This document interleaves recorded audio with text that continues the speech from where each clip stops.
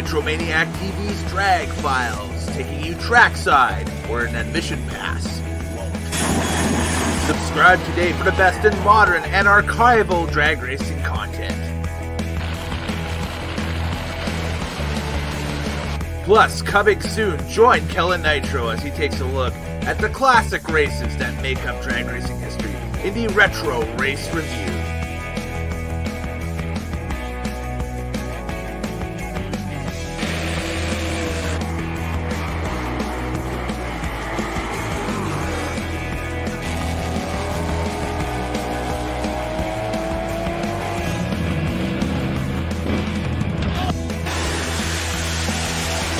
Subscribe today at tinyurl.com/drag files.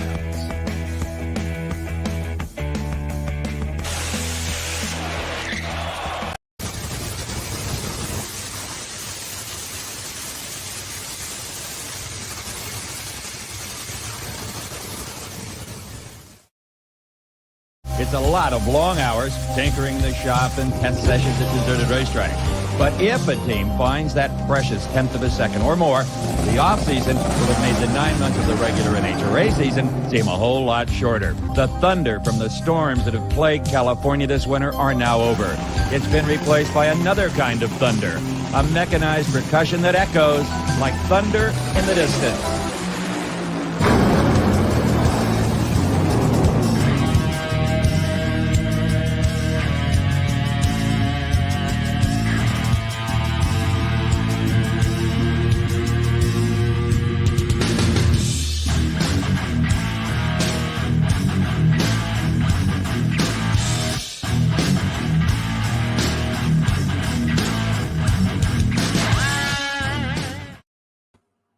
What's going on, everybody? It is Kellen Nitro for Nitromaniac TV's Drag Files channel, and welcome to the 2022 NHRA Camping World Series preview live stream. Decided to steal the old title from the Diamond P series back in the day, Thunder in the Distance. Yes, indeed, it is Thunder in the Distance for 2022. Joining me on the live stream today, we're going to just go by, the order they signed in, basically, on the stream. Hey, it's Darin Williams Jr. from American Hot Rod Entertainment. What's up, buddy?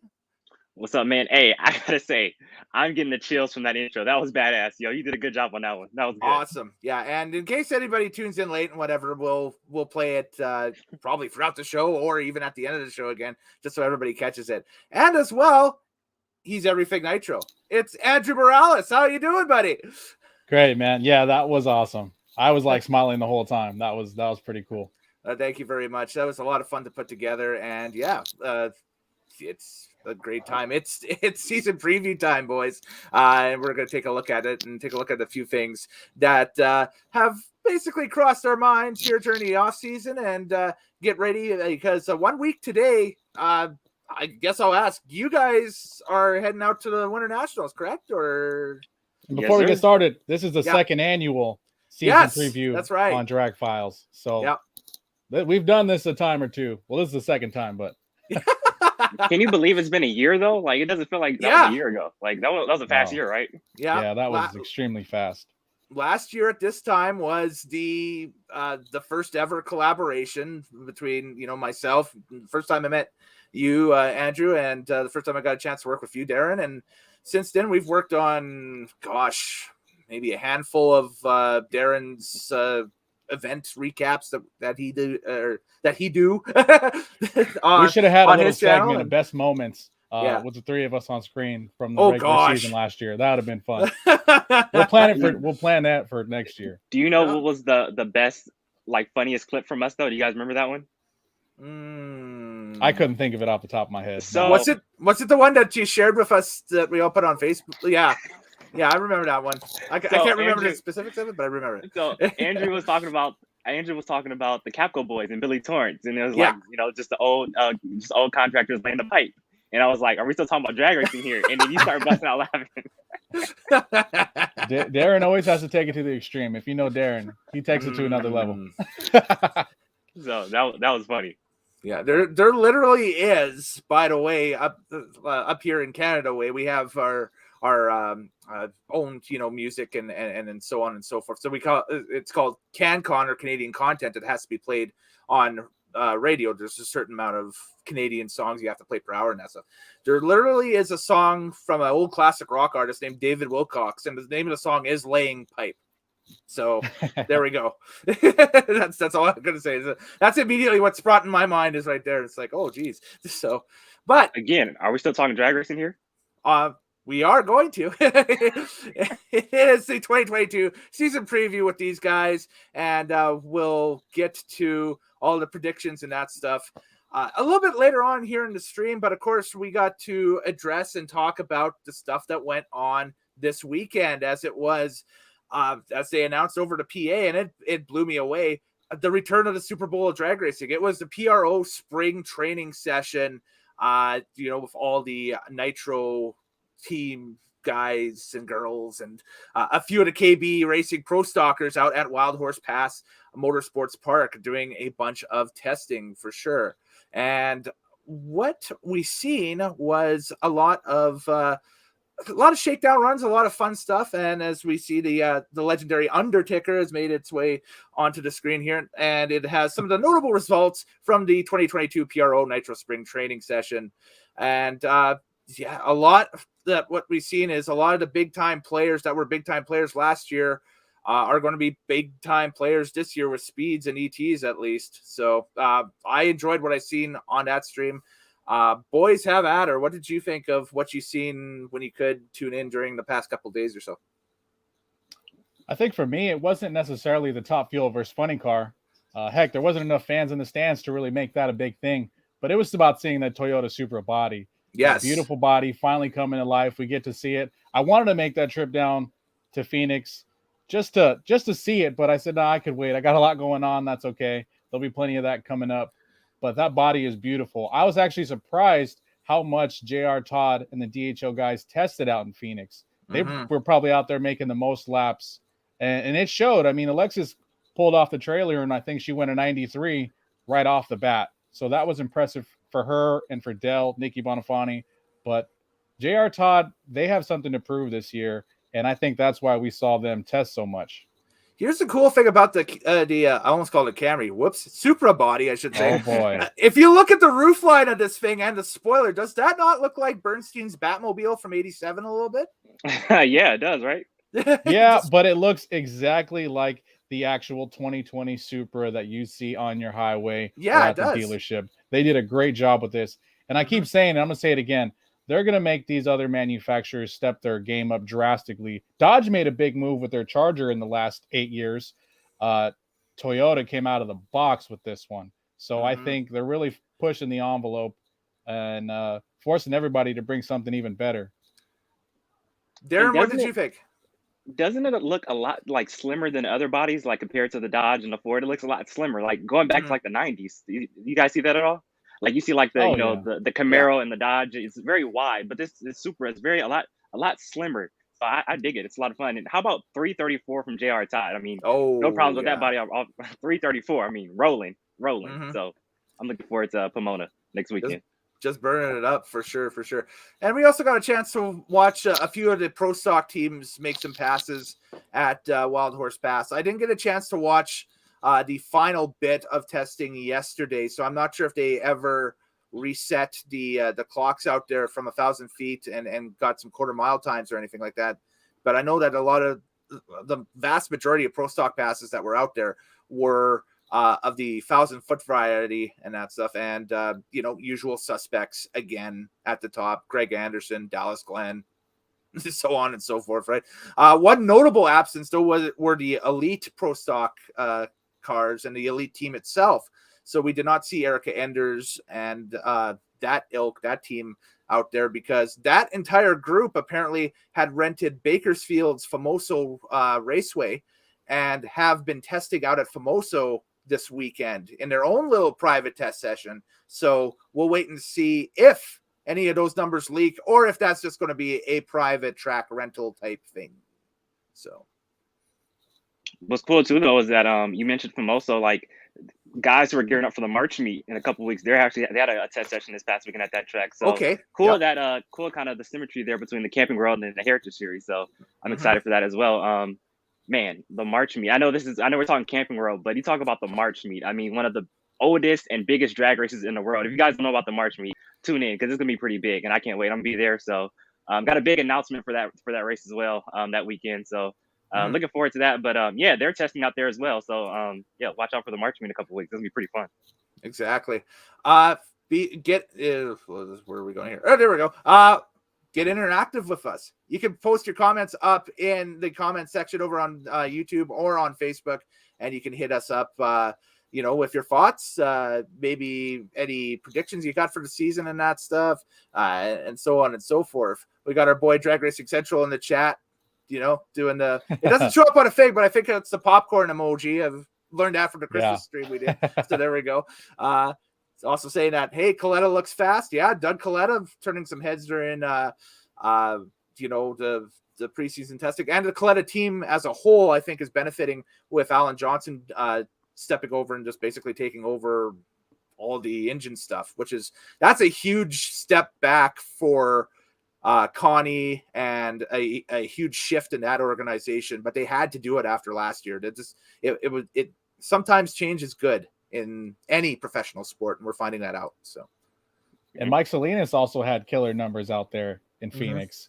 So I'm going to mention this all year, but he's got a big chip on his shoulder, especially with Rob Flynn. Those guys have a lot to prove. They have a lot going on in their minds going into Pomona in the season. So those guys look fast. That's right. Just imagine the first time Doug Coletta and Mike Salinas pull up against each other in top field competition this year. Just imagine that. It could be as early as this coming weekend, boys. I mean, all I know is Doug's gonna do his job.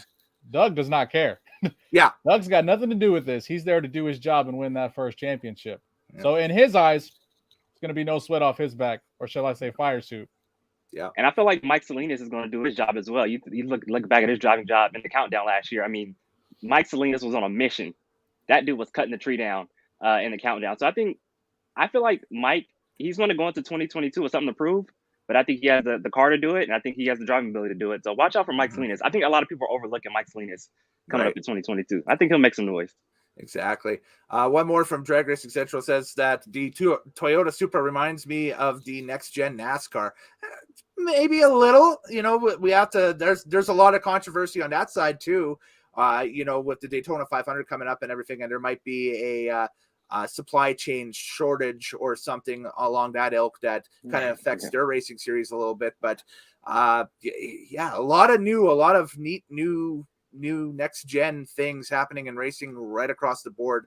But if you guys haven't had the chance, and anybody watching the stream hasn't had the chance, go check out over on Competition Plus TV. They have videos up from Thursday, Friday, and I think they're either have Saturdays up yet or it is coming. All the highlights from testing in Wild Horse Pass in Phoenix. And I think in the Friday video, Jake Simmons shot from the top end, JR Todd coming down on his side, it would be the near lane or the left-hand lane at Wild Horse Pass. And that Supra just looks sick coming down the track, full tilt, just, head-on shot like that. It's just a beautiful shot. And it's kind of cool. It reminds me, it doesn't remind me of, the modern funny car body at all. It kind of reminds me of stuff from almost like the 80s and the 90s a little bit when they were trying to, like the Aero Wars almost. Like it's kind of really cool. So I know we saw some great numbers out of the gate in funny car out in Phoenix this past weekend, but if that Toyota Supra body could get a couple of whole shot victories, it's gonna make the competition mad. If that car can come out and win some rounds, and depending on how successful those teams could be, I mean, Alexis has a very fast car. JR Todd has a fast car. So I think those teams could mix it up a bit. It's crazy to think that during Pomona at the Auto Club Finals, there's always, 3-4 drivers that's really in the hunt. But look at this year's category. I mean, Top Fuel, there's a lot to talk about too. But to think of, it's hard to even put 5 drivers in the top 5 right now because there's so many good competitors out there. And unfortunately, a couple of those people are going to have to miss out in the countdown. So that won't be good. I think they took away with that. They did away with that. As long as you make all the events, you're going to be in the countdown, right? Yes. I think that was a one and done thing. So that's gone. I think so. You know who? Go ahead, Darin. We're gonna say no. We're gonna say Kellen. I'm sorry.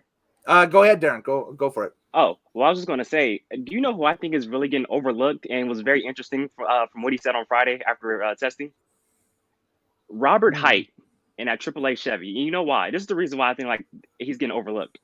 So obviously he didn't have the best 2021, but he said after Friday testing, he told Bobby Benton, he said, "Hey, we're going back to our old clutch setup that we had back in 2019. And remember, 2019 was a career year for Robert. 6 wins, led the points from start to finish, picked up his 50th career national event win, won the championship. I mean, had a clutch performance at the Auto Club World Finals.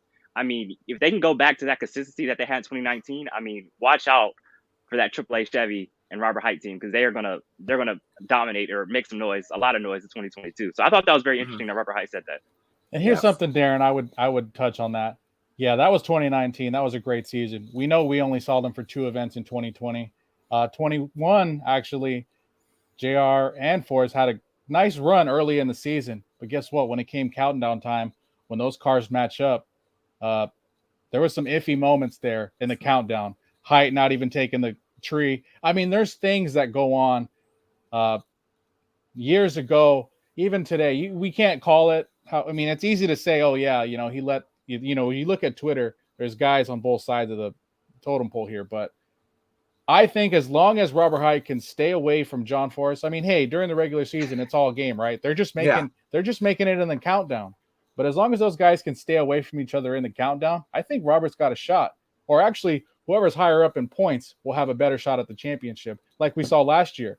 John was in that hunt. Why? He had so many early round matchups with Robert Height. He was in a better position last year to make a run at the championship. So why would Robert Height jeopardize that for the 16-time champ, 72-year-old John Force? Are we really going to go there? Are we really going to start there? Are we really going to go there? I'm just saying 2019 was a great year, of course. But coming into that countdown, depending who's ahead of who in the points, we could see exactly what we saw last year. So tell me this then. What F? So tell me this then. Let's go back to 2017 then, when in Vegas, when Caps goes out first round, and then Robert takes on Courtney in round 2, and Courtney takes him out. So I mean, I think this whole John Force thing, like it happens. Well, guess what? That's John's daughter. That's John's daughter. But still, though, like there's times where they still like, we all know I'm biased. I'm a John Force racing fan. We know I'm biased. No doubt about it. No doubt about it that they race straight up. I would say 80% of the time. But when there's points involved, I'm saying when we get later on in the season, look at that finals at Epping this past year. Amazing final round, right? Or I forgot if it was Atlanta. I forgot what track it was. It was a great final round. Yeah. And that was awesome. Side-by-side drag racing right there. We didn't quite see that in the countdown side-by-side racing. With John Force. The point, the one you're talking about, I know which round you're talking about with John and Robert first round. That was so early in the countdown, though. I mean, that's so early. I mean, both. But if we go back, contention, though. I think they matched up at least 3 or 4 times in the countdown in the earlier rounds, and John had his number every time. That's my opinion. Of course, you said you're biased. That's good. But I'm glad. That was so early in the countdown, though. I mean, you talk about you got Peak as a sponsor, you got AAA as a sponsor. I mean, you're so early in the countdown. I mean, both guys are still in contention, But like I said, I am biased, though. So there we go. But my only quote would be: as long as Robert Height doesn't match up early in the day with John Force, he's got a shot every weekend. Yeah.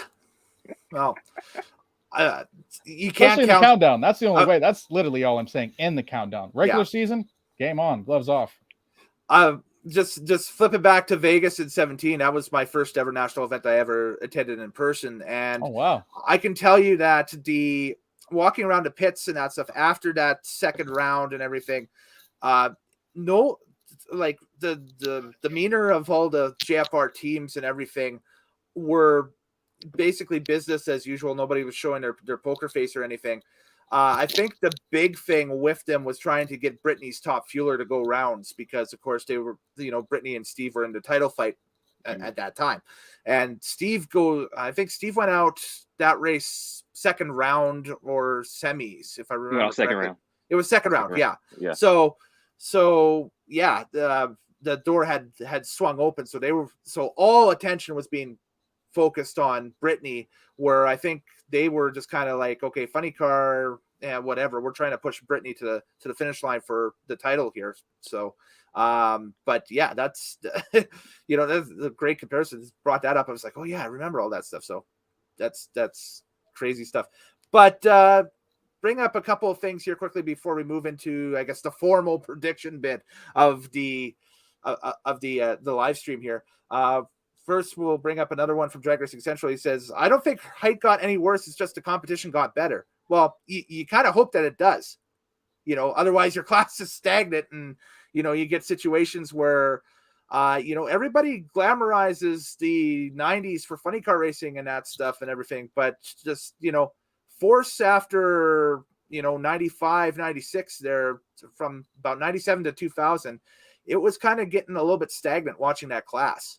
I found, at least, and it needed the kick in the butt. Now, eventually it did when you got into 2000, because you got like guys like Jerry Tolliver coming in, and Cruz found his way again, and then Don Schumacher Racing bringing his DSR coming into funny cars, so on and so forth. But yeah, so you kind of want the class to evolve and get better, and the same thing with Top Fuel too. Like Steve Torrance. I would argue that the 2 Top Fuel titles that he's won most recently have been the toughest 2 that he's had to win, because of, 2020, all the extenuating factors. And then once they do get started racing again, there's the situation with Dom and losing him for a few months out of the team and everything. And then, in 2021, just the fact that the class became that much tighter and that much closer. And we'll talk about it, a little bit later on in the stream about 2022, which I think it's just going to be like a vice grip as the season moves on. But yeah, stagnancy is not good for the class, but I think this is better watching things. You want other teams to be better and so on and so forth. So. Yeah. So just talking about, just real quick, just, we talk, stagnancy and stuff like that. So just going back to Nitro Funny Car and how competitive it is. I mean, so do you remember who was the last back-to-back champion in Nitro Funny Car? Last back-to-back champion. And how long ago it was? We're going on 20 years now. That had to have been John Force. Yeah. Yes, John Force. Mm-hmm. Like, it's been 20 years since we had a back-to-back champion in Funny Car. That's ridiculous, right? Yeah. That's crazy. Yeah. And I mean, like, and you look at it's almost as if Top Fuel and Funny Car have changed, it has changed in that way. Whereas, Funny Car every year was almost like the John Force benefit, almost, like everybody else was going for second place and John Force was going to be the world champion. But now you look at Top Fuel and you could almost attest it to say, the past few years, okay, Steve Torrance is showing that John Force style type dominance in the class, rattling off all these championships and whatever. And Funny Car, as we saw last year, it was down to like 6 or 7 cars with like 4 races left in the season that could mathematically win that championship. Even at Pomona at the World Finals, it was a Caps or Hagen, and it was a coin flip, right? So, and we see how much Steve Torrance, for example, he's pretty open about how he disagrees with the countdown. But like, imagine this: you really win 2 titles in a season. You earn that right to be number 1 in the regular season. Then you got to come back and do it again in the countdown in a much shorter span. That's just impressive. It's tough to do, especially in the way he's doing it right now. But it's fun to watch. Like, I'm all about greatness and seeing great things. This is history in the making. We've had that era, in the 2000s. We didn't really see much of it in 2010 to 2020 until the latter part with Steve Torrance. But it's just great what that guy has overcome in his life. I hate the hate towards Steve Torrance, because how can you have gone through so much in your life and not have a chip on your shoulder and not be that way? He comes out of the car, guns and blazing. It's awesome. Like that. Come on, man. You got to give this guy some credit. So I think he's enjoying all these off-season moves, all these, things we're all talking about, because he's sitting there with his cowboy hat on saying, shoot, I'm ready. I mean, he's ready for the season. He doesn't shy away from a fight, definitely. And Darin mentioned, people who were kind of sleeping on. I think we're actually sleeping on Steve Torrance. He's the only guy this offseason we haven't even talked about. Yeah. Like the NHRA community as a whole. Well, no one's talking about Steve. The only announcement Steve made was the Toyota deal, which is great. But what that team's going to be able to put together, all the fuel in their fire, it's going to be awesome. Just a quick look at what the scheme looks like, by the way, for everybody this year for Steve's car. They've gone all white, it looks like, a little bit of black, about the mid-range on the chassis there and that stuff. The car looks sick. Like, it's an awesome-looking car. Need a die cast of that. Definitely, don't we, Kellen? Yeah. Yes. I need more room for die cast, but once I do get enough room. I had to put all mine away. That was getting too crazy. Yeah, crazy stuff. All right. The elephant in the room. This emerged after yesterday, and it's been kind of the talk across the drag racing world, and this is a good segue into the formal kind of season preview type portion of the program here. This is from NHRA social media, from their Facebook page. Top Fuel versus Nitro Funny Car. Could it possibly be making a return?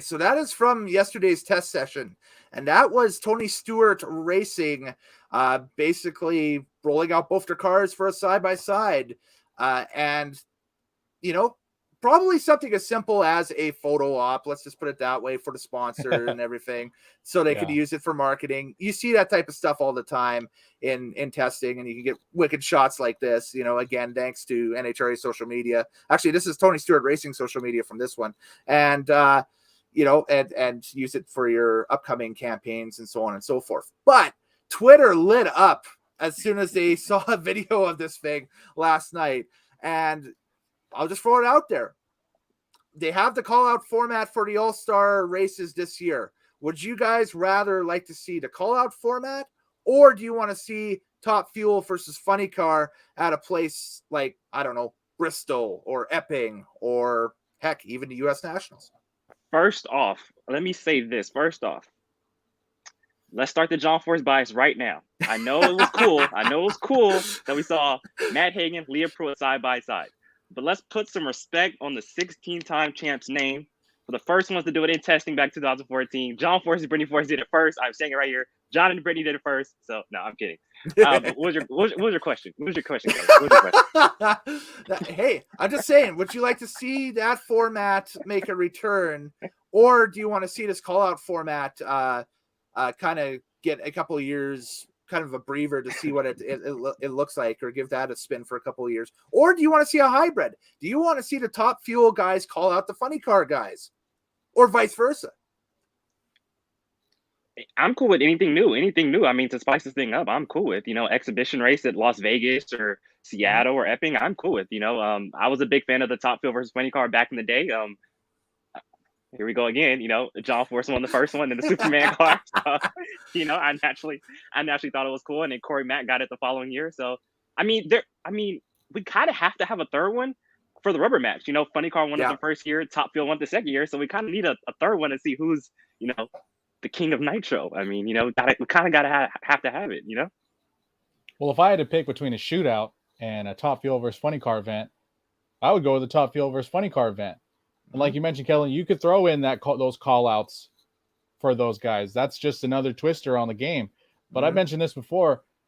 If any place we could do it, I mean, if it's so hard to do, we could do it safely in Las Vegas at a four-wide race, or we could do it in Charlotte at that four-wide track. Put two Funny Cars in the right and 3 and 4 lane, and a couple of dragsters in the 1 and 2 lane, and let it happen. Let them rip. I think that would be a huge selling event for motorsports fans across the globe. I mean, if there was really that event put on, say if it was in Carolina, me from Southern California, I would get my butt to Carolina for that event. So I think a lot of people would say the same thing, just because it has been so long. We're approaching 20 years since the last time that happened.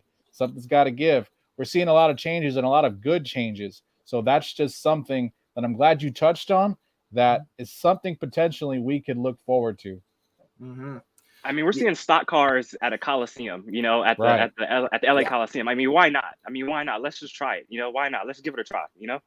Yeah. If NHRA wants to compete, and I hate all the hate that, what's NHRA going to do now to respond to this? NHRA doesn't have to do anything to respond to that. NHRA is its own motorsports, and the cars speak for themselves. The pit entry speaks for itself. The accessibility speaks for itself. So NHRA doesn't have to do anything different. Just little thing. I mean, they're already doing all they can, and I believe it's working out good. I mean, I think what this season has to offer is more than anything we've had since the start of the countdown. Exactly. I agree with that 100%. And the sport is moving in a great direction. Like NHRA, like we all know, it is the greatest motorsport in the world. Let's be honest. Like it's 10 times, 100 times better than NASCAR. I mean, no offense to any NASCAR fans in here, because I'm a NASCAR fan myself. But I mean, we have to try something a little different in a sense of attracting a different audience, a different market. And the reason why I say the LA Coliseum is because 70% of people at that event had never even been to a NASCAR race, and I'm sure they made a bigger fan base. Their fan base has grown just from that event. So I'm saying, you're right, Andrew, 100%. Like the car speaks for itself, the pantry speaks for itself. I mean, nothing else compares. But I feel like there does need to be a way to where we could find a different market to attract a different audience to grow, to get the exponential growth that we want, if that makes sense. Just something different. And it's still, as it does for the drivers, it still comes down to money. How much do you think that Ice Cube performance cost? It probably cost more than what an NHRA purse is in Top Fuel and Funny Car to win the event. So that's a lot of money. It's smart that they don't go and try to grab the next big artist to put them on stage. Although I'd love it. I threw in some chat. The Stampede of Speed was great. We saw that for the first time last year. I loved the music. I loved the strobe lights. It was a young vibe. It really brought a lot of energy. The only thing we could have changed was that performer or whatever that guy's was doing, but that's okay. I think this year moving forward, we'll see something else. I think that'll be a lot of fun, but it comes down to money, and the NHRA is going to make the right decisions for them, and they're not going to go and spend $3 million, $2 million to put on a race where they're probably not even see that revenue back. So they play it smart. And Darin mentioned a lot of first time, NASCAR guys, but I almost was one. I wanted to go. I thought, should I came Saturday. I thought, maybe I will. My buddy called me. He said, "Are you here?" I said, "No." I heard, Darin, is this true? He told me they were charging $100 to park across the street. Like there was dramatic charges for parking. Bro, it's downtown LA. Well, I understand. It's downtown LA. But come on, we're coming out of a pandemic. That is a bit extreme. You can go to an NHRA national event with two people for $120. $100 to park. I don't care where you say we're in downtown LA, Dubai. I don't care where you say $100 for parking. No way, bro. Not happening. Bro, it's everybody knows. If you're in Los Angeles, they're gonna get you for everything you got. All right, it's LA. Like they're gonna get you for every little. So the cool thing about that though is I live 15 minutes from the freaking thing. So my mom dropped us off, so that was cool. So we there we go. Yeah, exactly. Hey, I want to say this real quick. So Drag Racing Central has a comment. He says, "Street Outlaws brought many fans to drag racing who never seen it. Most of the fans don't even know NHRA exists." And so here's the thing. It's funny that he says that. So I went to Irwindale a couple months ago for their Thursday Night Thunder. Yeah. And I'm standing on the fence watching, guys do exhibition runs, test out their cars, stuff like that. I'm standing next to two guys and they're talking about, hey, you into this type of stuff? I'm like, yeah, they saw I had my camera. And they're like, hey, what you have the camera for? I was like, I have my own YouTube channel. I'm just trying to practice, stuff like that, just do some different stuff. And he's like, oh, what's it called? Stuff like that. And they're like, oh, cool, NHRA. They're like, well, yeah, well, what is that? What is NHRA? I'm like, you're at a drag strip? And then I go, I was like, you ever heard of John Force, 16-time champion? It's like, no, who's John Force? I'm like, damn, I thought every person who was in the drag race knew who John Force was. And I was like, damn, that's a bit of a disconnect right there. I was like, that's not good. Where, you're at a drag strip you're obviously in the cars and you don't know NHRA or who John Force is. And I was like, that was kind of very weird, odd to me. And I was like, that's a big disconnect. It's like I think we don't need those fans. Those type of fans, there, they could stay at the drag strip at the street race. But I think it's two different drag racing audiences. I think it's two different audiences though. And I'm like, how can we get those two to connect? Yeah. That's why I was only reason I was saying the story, because it's like it seems like there's two different audiences. There's the way we got to try to bring them together. Just my thought, Yeah, in my experience with like just everyday people, coworkers, people you come across. Say you're wearing a T-shirt, you got a mask on. A lot of people do ask, like, "Oh, what is that?" I think I've seen that.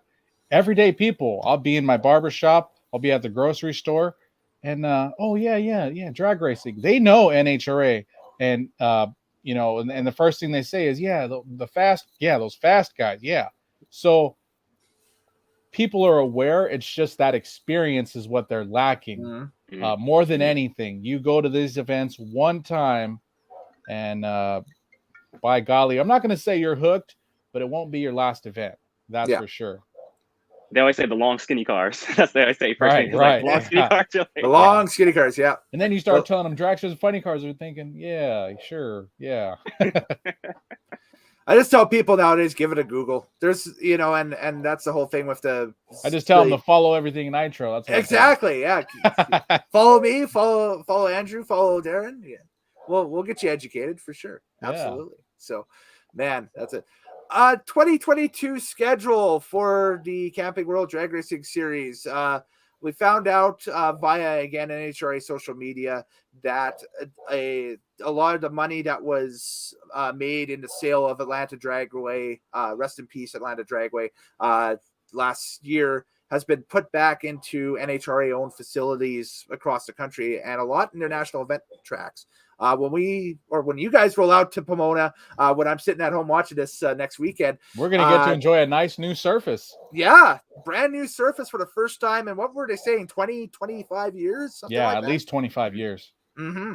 So that's pretty cool. And they built that building, the tower, before they redid the track surface. That's right. The tower was 93, and then man, imagine that first surface that had been down there for years and that stuff, and the common, from what we hear outside of the Southern California bubble and that stuff, is that Pomona, the surface basically mirrors the parking lot. So it's kind of like, it's kind of like, I guess this is from what we hear, is that the surface it kind of has the same characteristics as the parking lot around the surface, right? Where it gets hot. If only you could see. If only you could see that parking lot and those grounds. Yeah. Yeah. Oh, your mom's back would be hurting stepping on a few of those cracks. Oh man, it's that bad, eh? It's all cracked up. Pomona is basically the parking lot of the LA County Fair, if you think about it. Yeah, it is basically. Yeah. So a resurfacing was desperately needed, is what you're saying. Yeah, so that's one thing that's happened, and then another thing was the out at Gainesville, I should say, is that they've worked on a lot of drainage and stuff outside of the race facility and within the race facility as well, because it's in Florida. There's a lot of rain that happens during the summer and so on and so forth. So those two tracks they'll look similar to what they've looked like, I guess, in the past years. They're going to look, or the performance and that stuff is going to be up there with a question mark, because it's got brand new stuff on it, right? So, yeah, exactly. So, what else is happening here? We got comments for sure. By the way, if you got comments here on the stream, feel free to throw them up, and we'll talk about whatever you guys want to talk about here on the preview stream. We'll get into kind of the formal prediction part of the show here in a quick second.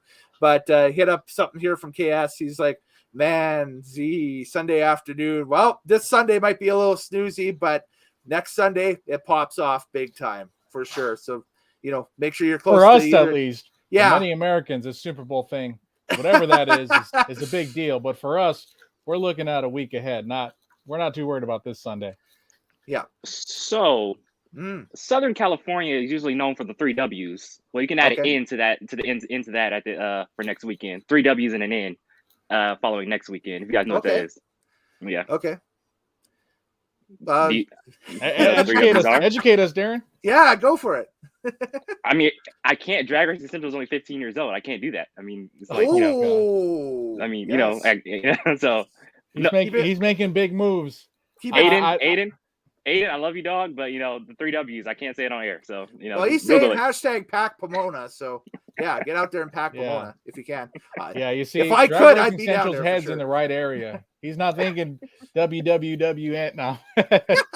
I said add an end to it. I said add an end. That's all you got to do. Okay. You know, for Nitro, add an end for Nitro. Okay. I mean, I just learned prior. I mean, thanks to Darin, I just learned prior to the stream what this big blue P is on everybody's, you know, Twitter profiles and stuff and everything. So, you know, I'm an elder millennial myself, so it's just, you know, anything that like Gen Z. I am not going to have you guys think everybody I'm a bad influence. I am not a bad influence. All right, don't start that. Do not start that on this show, okay? Oh man, so that's some great stuff. So yeah, so tons of stuff happening for sure across the country. So we'll go class by class here and kind of talk about things that caught our attention during the off season. And even though they do not start until March, we'll start with Pro Stock Bike. Pro Stock Bike, of course, their first race will be Gator Nationals. Some news this week, of course. Darin, you can take it off the back end here and that stuff. But you were telling me there was some news with Andrew Hines with what was it, a crew chief swap? Was that what it was? So it was announced earlier this week that Andrew Hines is going to be going to just a crew chief role. It's a crew chief for Eddie Kerwick and Angel Sampay going into this upcoming season. So Andrew Hines will not be on a bike going into 2022. Also news, we all know Gianna Salinas is now, you know, working with Matt Smith. You know, he's tuning her bike, but with Gianna, you know, obviously with the crash, we don't know, you know, when she'll be back and stuff like that. Hopefully she's back for the Gator Nationals. And the Hines team on a Suzuki. Yeah, on a Suzuki too. Yeah, you're right. Yeah, so that's going to be pretty cool. Long history with Suzuki back in the day also. But here's the thing, though, what I'm not sure on. You know, Matt Smith made a lot of, you know, noise in offseason saying he was going to go to Suzuki. Has he confirmed that at all, or has anybody heard? I haven't seen anything yet, but they still have, you know, a couple weeks before you know, they really get going. So I would expect news on that, whether that's a go or not, probably, you know, around 1st of March if we haven't heard anything yet. So unless somebody, hey, if you've heard and you're in the chat, post it up. Let's see, you know. I know he's made a lot of noise about that over the offseason. I was just wondering if he, you know, made it confirm that or not. I haven't heard anything yet. So, but that's pretty cool. Haven't seen or heard anything about that either. So been watching all the Nitro stuff during the offseason because it's a whole different ocean of possibilities, but we'll get into that a little bit. And you had talked quickly about these, what I think is like the second real big story over the past few weeks is Gianna Salinas in testing her bike in Bradenton, Florida, I should say, ended up in a top end spill, and we don't know if she's going to make the Gator Nationals or not physically. You know, just I'm not sure if it was revealed what her injuries were or whatever, but there was some social media detailing what went wrong with the bike, which was kind of cool. You got to kind of go in behind the scenes, and they explained exactly, hey, what the failure happened. It was something on the front end, and it, you know, basically sent her into the wall again. But this time it was a little bit harder than her off that she had in Chicago a couple of years ago. You know, obviously you're going close to 200 miles per hour and you hit concrete, you're going to feel it, especially on a bike with no roll cage and no lap belts or anything like that. So thankfully seems to be okay, seems to be up and, you know, trying to gather herself up for the upcoming season again. So we wait and see, but yeah, scary situation. It could have been a real bad situation, but it isn't. And again, if we don't see her at the Gator Nationals, hey, well understood. We'll see her later in the season. Well, a guy I'm really looking forward to seeing, as I'm sure everybody is Steve Johnson in Pro Stock Bikes. Guy had 3 wins last year in 4 final rounds. That's a pretty good season if you would ask Steve Johnson going into 2021 last year. If you would have told him that, I mean, we know how exciting he could be. I just think he's going to gear up more for the countdown rather than, you know, trying to get him early. Consistency will probably be his motto come the Western Swing. But I look forward to seeing him. I hope we can see Corey Reed back on a bike this year. I don't think there's any news about that either, about his recovery and how that's going. But he's another guy I would really like to see out there. like I said, I expect a lot of news after the Arizona Nationals gets wrapped up, or maybe the week of Arizona Nationals, with the Gators being the next race on the schedule. That we'll see basically, who falls where with the with Pro Stock Bike and what that lineup will be for sure. So hopefully it mirrors for its first race what will be happening in the other free professional classes at Pomona, where we found out through social media, again through NHRA social media, that it's packed fields, man. It's going to be overflow fields for Pro Stock car. It's going to be overflow fields for funny car. It's going to be overflow fields for Top Fuel. And I think they said it was the first time since, what did Lone say? I think it was 2014 or something. It's been a few years since they've had that for the season opener. So that's going to be wild. It's going to be a lot of fun. And you obviously know I'm biased for the Nitro categories, right? Being everything Nitro, but 20 cars and funny car looking to qualify. God, it's going to be good. 17 for Top Fuel dragsters this weekend. It sucks Brandon Welch isn't on the list. That was a name Darin, we like to see in Pomona, Southern California guy, San Diego native. That would have made 18, but that's okay. Sometimes things don't fall the way you do, but can't wait. And I mean, just from that alone, like that just makes, Q3 Saturday night that much more exciting, the bump in, like everybody loves a good bump in session, or bump in and bump out. So, I mean, that just, more entertainment for us, so I love it. Yeah, I think it's important to get off to a good start Friday, and even that second session on Saturday, that first session of the day. Guys aren't going to wait till Q3 to try to get down the track and pedal it. They're going to be doing it every single session because of the higher car counts. Yeah. Do you guys remember? Think about this? Yeah, I have a flat surface. Yeah. Sorry, Kellen. No, I'm sorry, Kellen. Go. Okay. No, I was just going to say quickly. Do you guys remember the Slugfest that was the final qualifying session out at Sonoma last year? Yeah, that was cool. That was entertainment. That is. And John Force got in on that last session. Oh, and I remember at the time I was thinking, Darin, if he doesn't qualify, it might be you. Remember that? Because I was there. Is that why? Yeah. Because John was running good up to that point, and then here he is not qualified in the third session. I text Darin. I think I said, "Hey man, if John doesn't get in this field, I think you might want to skip a race or two, especially Indy." and then what happens? My two favorite funny car drivers end up going at it first round. J.R. Todd, John Force first round. So, I mean, so it just was a good weekend all around. Yeah, it was great. I think that weekend, and then of course the Stampede of Speed out of the Texas Motorplex, those were the two best weekends of qualifying from last year's season, in my opinion. They were the most entertaining, at least. Darin would disagree probably, the Stampede of Speed being out there so late. No, that was I know I complained a lot on social media, like not on social media but in our group chat, but that was the most fun race I went to all year long. Like Stampede, like just being out there like till 11, like just trying to wait it out, that was so much fun. It's always sad when the day comes to an end at the drag strip. Like, it is. It's always sad, It is. You can hear the sad music playing in the background as you drive away. It's like, it's not good. And then exhaustion hits you, and when you get home and that stuff, and you just are out on the couch, you're just like, at least for myself. I don't know about you fellas, but man, I just get wiped. Well, just think about this though. In Dallas, they didn't get done till like 11 o'clock at night. I didn't leave the track till like maybe 12:30. And my hotel is an hour and 15 minutes away. So, I had to get back to the track early in the morning. So, it was all that. Yeah, there we go. That's that hashtag drag racing life for you. That's what you have to do across the board. So much fun, though. So much fun. Absolutely. Definitely, for sure. Pro Stock car.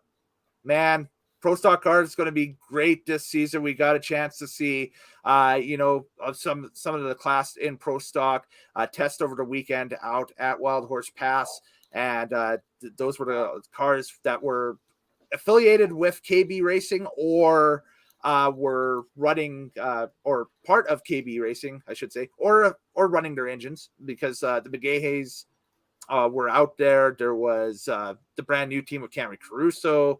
Derek Kramer was out there, and of course Dallas Glenn, Greg Anderson. They were running tests, and like I said earlier on in the stream, the elite cars, not in Phoenix. They're out testing elsewhere up in Bakersfield. So it looks like, hey, there's a lot of secrecy coming back into Pro Stock. But then again, there always has been a ton of secrecy in Pro Stock going back to, probably when the first pair of Pro Stockers lined up at the starting line in Pomona back in the 70s. So there we go. And Bo Butner coming back on the scene after a couple of years over there with KB. Mm-hmm. Now he's going to drive that elite car. So I saw him in Vegas. He was there. I mean, he attends a lot of events, but didn't expect to see him come back in a car so soon. So that'll be pretty interesting. Here's a question for you guys, though. Obviously, me and Andrew will be at Pomona. Just a question I want you to answer first, Andrew.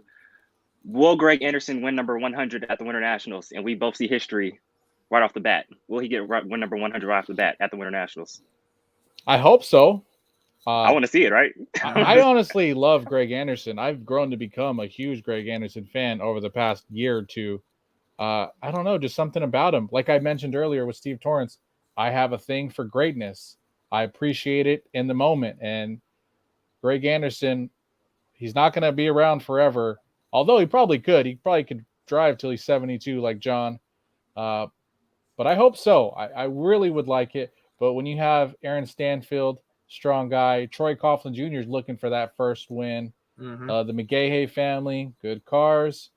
And then can't forget about Eric Anders. Whatever they're testing out over there in Bakersfield, maybe we see in Pomona. So I hope we see win 100 for Greg though. Yes, absolutely. It was cool. I got to witness Greg win number 98 in Dallas when he passed Warren Johnson. So it was cool to be able to see that. Yeah. But I'm going to pose this though. Going back to the John Force thing, I got to do it. I got to do it. What if, it's the final Houston race, right? The final Houston race here in 2022. Yes. What if Greg wins it in Houston, the same place where John won his number 100 20 years later at the final Houston race? What about that symmetry? How about that? That would be crazy. I would wager money that it comes before that. Yes. I would think that it would come before that too, because I do too. Yeah. When is Houston on the schedule? It's what, 5-6 races in, right? Yeah. For these future shows, sorry to cut everybody off, but for these future shows, we need to have like a John Force meter. Every time Darin mentioned John Force, just the number, it adds. Like that's literally all we need. And I'll be willing to do it. I'll sit in the background somewhere and I'll just click a button and I'll give you guys live updates of how many times Darin says the name John Force. The John Force drinking game. And one thing too, Darin, there's only one GOAT, right? John Force is the greatest of all time. Mm-hmm. Yes. Right? Yes. You tend to give that out quite a bit.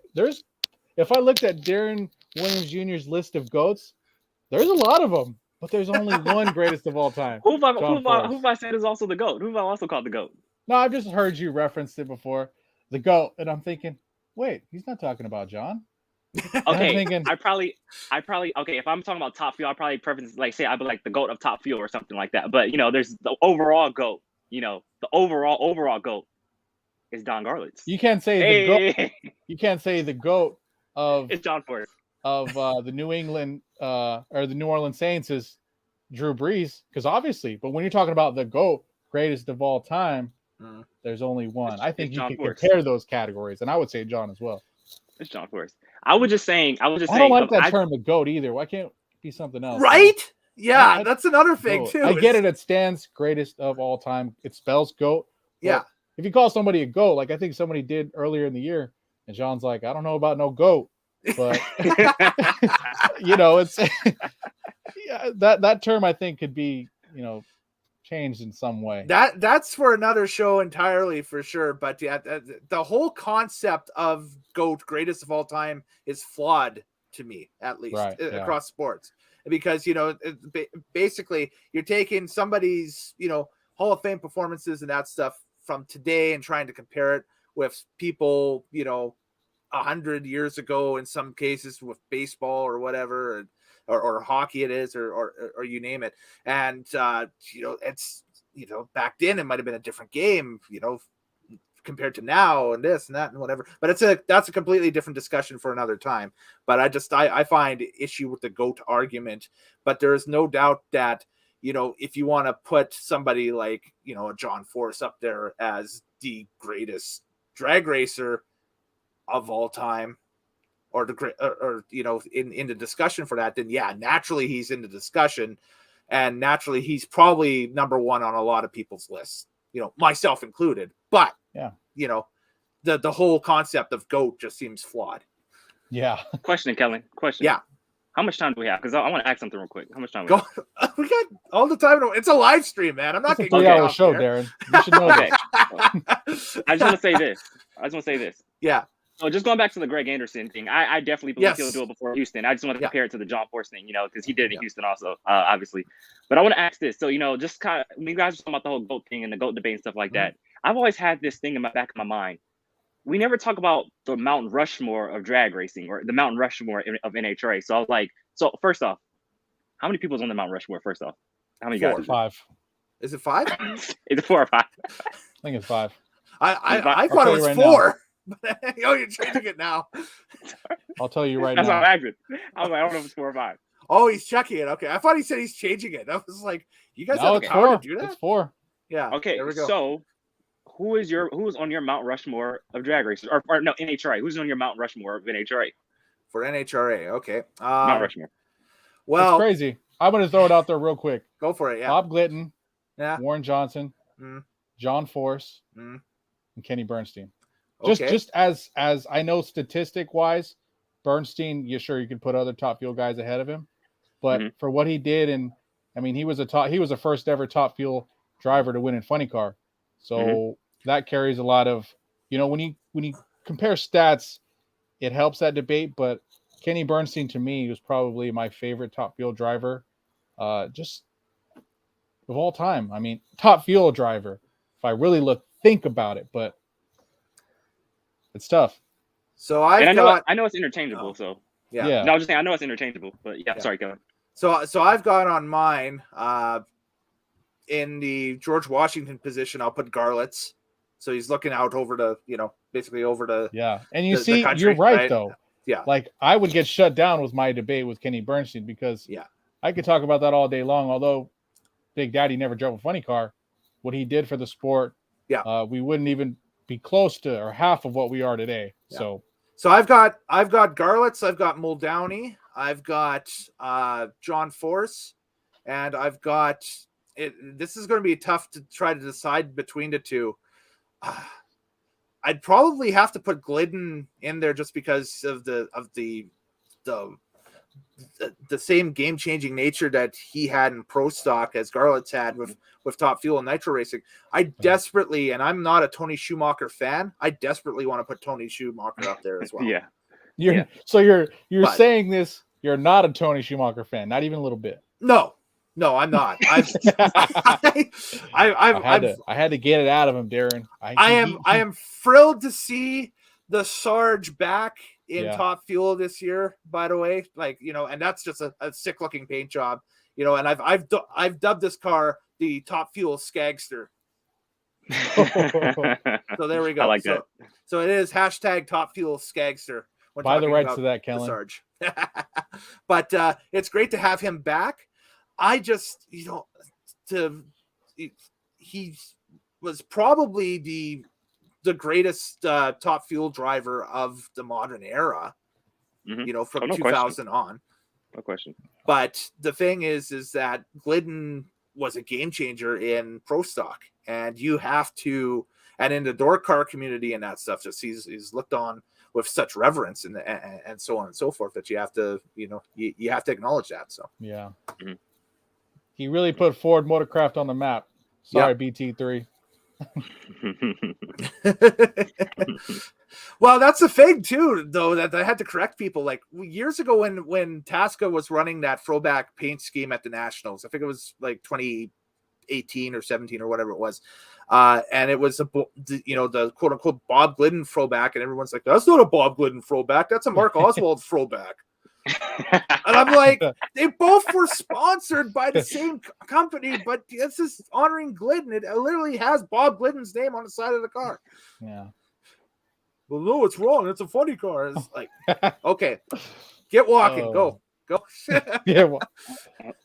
So how fast do we see Tony Schumacher find the winner's circle and pass Bob Glidden on the all-time wins list? How fast do we see that? Oh, sorry. What was the first part of your question? It was. No, I'm just saying how. No, I think what's Tony at 85 wins now? I think so. Yeah, something like that. It's going to be tough if he could even get there. We don't know how long this deal will last. I hope Tony's here for the next 10, 15, 20 years, consistently every national event. But I can tell you who is going to be there. Steve Torrance and those Capco boys. Yeah. They're not going anywhere. As long as they're on this planet Earth, they're not going anywhere. I could see them having success a very long time. I think Tony this year alone is going to be in contention. And I don't think a lot of people have that. But in my opinion, I do have that because Tony is just a competitive driver. Like Steve mentioned it, he just knows when to turn it on round by round later in the day. Like we saw that final round in Dallas back in 2020, with Steve and Tony. And that was his last win, Tony Schumacher. So that was a big time win. I think he's going to battle it out with Brittany Force and Steve this year. You could mention Coletta in that mix, but I can't say if he's going to pass Bob Glidden, but it's not going to be easy, and it won't be anytime in the next 3 years. Well, he only needs one win. He only needs one win to pass Bob Glidden. So that was asking. I was like, so when okay, I'm off then. Yeah. So, but I don't know. We have a comment here from Drag Race Essential. He says that team didn't do very good last year. So you talk about Todd Okahara, when he tuned Leah last year, they did not run particularly good last year. So, but in my opinion, well, that was because of a couple double steps and things stay in the driver compartment that but check this out. Happens. How many times over the course of Leah Pruitt's career, especially when Schumacher was out of the seat, did we say, oh, if Tony was in that car, that wouldn't be happening. That'd be a championship car. We heard that countless times. So all those people that were saying that, it's finally going to come to fruition. We're going to see that same scenario that everybody was talking about come to life in Pomona in all season. The same guys minus a couple that they had on that team. The same car Leah was running last year. Todd Okahara. The chemistry between those two goes way back. Exactly. Todd Okahara has been a part of Tony Schumacher racing. I want to say from the beginning, but I don't think that's true. He's been out doing his. He's done a lot of stuff too in his career. Him and his brother. But that chemistry is there. The respect is there. Schumacher is going to be a heck of a competitor this year. Yeah, they go back at least 10 or 15 years with their relationship for sure. So it's a long time there with that. And I think just the reduced car count of DSR is going to help Tony a lot. Yeah. There's no there's no satellite teams to worry about in Funny Car. And, there's the rumor that they may have secured funding to get Jordan Vandergriff in a second DSR car, maybe potentially later on for the year or something. But Jordan was making some test hits in Tony's car over the weekend at Wild Horse. And again, that's just that's pretty suspicious. How many people are going to just hop in a Tony Schumacher car that he hadn't had in a long time with Tony on the starting line? It's not like Tony was out on a business call in Indiana or Texas. Yep. Tony was standing on the starting line during that pass. Yep. So that's got to, raise some flags and some good flags. Oh, definitely. So we don't know. Add one more to the car count when it happens, instead of 20, you got 21. So, hey, it's all good, And impressive runs from Jordan Vandergriff in Phoenix. Yes, absolutely. Yep. Yeah. For him to be out of the car for so long and to jump back in and just, make some laps like that is great. And that's somebody that you're going to have to watch for sure. Since we're talking about Top Fuel, obviously we're kind of previewing the season. Yes. I've made this before. I've kind of jumping around the place, but there we go. I love talking about the young guns, right? Especially in Top Fuel because there's so many of them. Josh Hart, Austin Prock, Jordan Vandergriff, Justin Ashley. In that order, those are my guys. I put those guys and, as the young and up and comers, I have Josh Hart and Austin Prock pretty much deadlocked for me. Then it's Jordan Vandegrift. Then I'll throw in Justin Ashley. You could mention his reaction times and all that, but I think those guys have a higher upside. Those three guys, then a Justin Ashley. Ask me why, I don't know, but it's just my pick. I mean, I love those three guys for the sport. Those three. Well, that's guys. the thing, is that they're going to be around for years. You know, hopefully once they land the funding and once they get, you know, the quality rides behind them, these are the kids that we're going to see in about 5, 10, 15 years in the quality ride seats at, you know, JFR, at DSR, at Coletta Motorsports. And we won't see Austin whatever Prock. Super team, you know. We won't see Austin Prock with John Force Racing forever. I mean, he's already wearing Austin Prock Racing hats. So that's a guy who thinks deep into the future. Exactly. Josh Hart's got his own operation. Jordan Vandegrift's looking for that next big opportunity.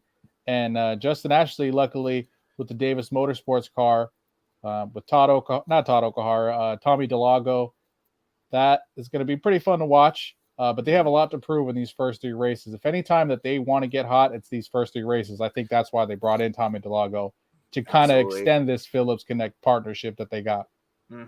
For sure.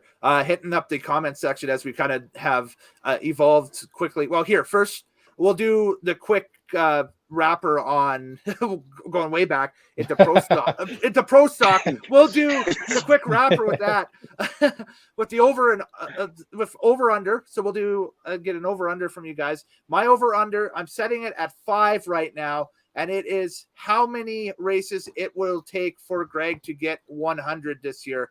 Darin, what are you saying for that prediction? Over 5 or under 5 races? Oh, under 5. Under 5. Under definitely. 5? Okay. Under 5. Yeah. Andrew?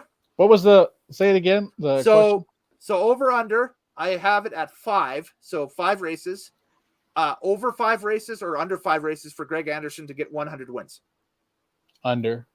Under? Under, for sure. Okay. I'm going to go out on a limb and say over. Yeah. But just barely over. I'll say 6. Remember last year how long it took? You know, we were all debating. Exactly. Yeah. This is the week. And it ended up turning into 8 races into the season or something. That's right. So So we could be waiting. You might have good odds on that one. But we got Brad. I'm going to start taking bets at home. Just don't tell anybody. We got Brandon in the chat here. He says under 3 for that. Ooh. Yeah, chat. Go ahead and throw it up. He's double downing. So I call that. You know, the question over under. How many races will it take for Greg to get 100? And I'm setting the over-under line at 5 races. So there we go. But before we put a wrap on pro stock, though, I mean, let's give some love to that boy Dallas Glenn, though. Like you talk about people going into their sophomore years, a sophomore slump. I think there will be no sophomore slump. You talk about that performance he put on last year. I think he's just going to add to that in 2022. I will not be surprised if we're talking about Dallas Glenn, your 2022 pro stock world champion. I mean, that's a bad dude right there. He's my pick. I won't be surprised if Jason Line comes back for a few races too. Ooh. Okay. Wow. Okay. Now, I could see that happening, especially if KB's in a tight bind with Elite for the during the countdown to the championship or something like that, and you know they get funding for an extra car to throw out there. Right? So. I think he just gets that itch. I think he's a heck of a driver. So I just think he, at some point, especially with Bo back, you know, I don't think though that helmet's done just yet. No, exactly. I think that you don't really retire from drag racing. I've noticed you kind of just leave for a bit, but then it drags you back in. So you know, why is Don Garlitz at 90 years old running a drag racing museum?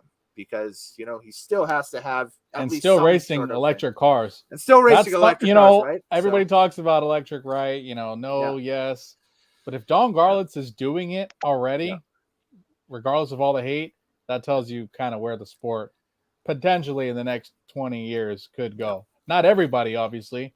I think if they were to do that 20, 30 years from now, it would be an open, you know, heck, if you want to run electric, then I think they would welcome alcohol and, you know, open up the category instead of just a 17, 18 car field, multiple, like say 30 cars, because you could run anything. Kind of like how Funny Car Chaos is doing it. Ah, okay, there we go. Yeah, but they also have different ways of capping it too, where it's like it's only like an 8-mile race and so on and so forth. Just hit up quickly here. Drag Racing Central says Vincent Nobile comes back and wins a race. We are like going to at the end of the thing do we'll do our championship predictions, of course, but then I also want to get Wildcat predictions from you guys as well. Basically your most astronomically, some people would call it insane, innate predictions, of the year. So see if you guys can think about it, and that's we'll just come back to it a little bit later on. So I already gave mine. Just Jason Line might come back. Oh, Jason Line comes back. Okay, yeah, that's my pros dog one. Lock it. So, all right, let's jump. Oh, I guess we're jumping back over to Top Fuel now, and that stuff. We've talked, all of the heavy hitters and that stuff. We talked about a lot of the transitions that happened during the off season with a lot of crews and or a lot of crew chiefs swapping places and everything. I have to try to think here. All right, over under. And we'll set it at 10 victories for Steve Torrance and the Capco boys this season. Under 10. Okay. Under. I'm sorry. Just way too much competition this year. Under. I'm gonna say at or over. So if you're actually if you're betting, if you're like say that's you would be. I'm saying 10 or over. Yeah, that's what I would agree with that. I'm gonna go under. I'll go under, but just barely. I think they'll get 8 or 9. And I think that they will be a contender for a championship. But this comment from Brandon Gears, I love it. Under 2. Brandon is not very confident in the Capco boys this season. Oh god. Let's take a look at some numbers. Drag Racing Central also saying under, but there we go. So let's take a look at the past few years. So let's go 2017. 8 wins. 2017. 8 wins. 2018, 11 wins. 11 wins in 2018, swept the countdown. Okay. 2019, 9 wins in 2019. I mean, we're talking 8, 11, 9, just from 3 wins. I mean, 3 years together. You go out to 2020, obviously, over the COVID year, 4 wins, 4 or 5 wins, 2020. And then 2021, 11 wins again. In the past 5 years, Steve Torrance has won more than 10 races in two of the past 5 years. And then in the other 2 years, he's dang near double-digit wins with 8, 9 wins. I mean, this is unbelievable, the type of statistics he has put up the past 5 years. Like, put some respect on this man's name. And not to mention, I'm sorry, hold on. Not to mention, you go down, so, he's talking about where he's dominating, which he is. But then you go into 2019, he has to go up against Brittany Force round 2, championship on the line, and gets it done. Clutch. Like, I mean, come on now. Like, this is the freaking amazing performance we've seen from this guy. Like, it's crazy. And the only reason why I say under 10 is just because we have so much competition. But I believe he will win from 6 to 8 races next year. That's what I'll say. But I mean, I love stats, so I just have to throw those stats out there. Dude's freaking amazing. And this isn't over under or anything like that, but I just throw it out there just because it's a brand new team coming into the sport, just founded here. Tony Stewart Racing with Top Fuel. How many event wins do you think Leah gets this year? 0. Wow. No faith. I'm gonna pull the reverse, Darin. Yeah. Wow. Really disrespect. No. For Leah, I think she could grab one. Okay. Nick Strasberg is a great guy. Great tuner. He has a lot to prove this year. He's got a lot riding on this. And one thing to touch on Tony Stewart Racing, I hope this isn't an experience, so to speak. I hope this isn't, kind of what we saw with Joe Gibbs, a 5-year thing. I know Joe would have loved to have gone longer, but because he's so busy and, all of his other things, he just couldn't be involved as much as he'd like. And Tony Stewart's got a lot going on. It'll be interesting to see if he's at the track. I believe he'll probably be there Friday, Saturday. But Darin, he's going to be in Daytona calling the race on Fox on Sunday. So I think we'll see him 2 days, but will he be there Sunday? Not quite sure. So already there's a lot on his plate. Maybe it helps the team actually if he's not there, because that's a lot of pressure. I mean, they're used to Tony being around by this point. He's been around the team for a couple seasons now, consistently coming to most of the events. So I think Leah will get one. I think Leah will get one, like last year. Mm-hmm. She has a good car. She's taking her car with her. I know that, and Tony Schumacher is driving her backup car, which is now his primary car. So it's kind of like, at the end of the year last year, she was testing that backup car that is now Tony Schumacher's because of this reason. So I think she'll get a win. I wouldn't put it past her. The only female in the top fuel category other than Brittany Force. But that's another good one. Brittany Force, how many will she rack up? I don't see her getting more than, I hate to say it, possibly one as well. Well, there's also this. Let's begin to guess on how many drivers Brittany leaves on this season.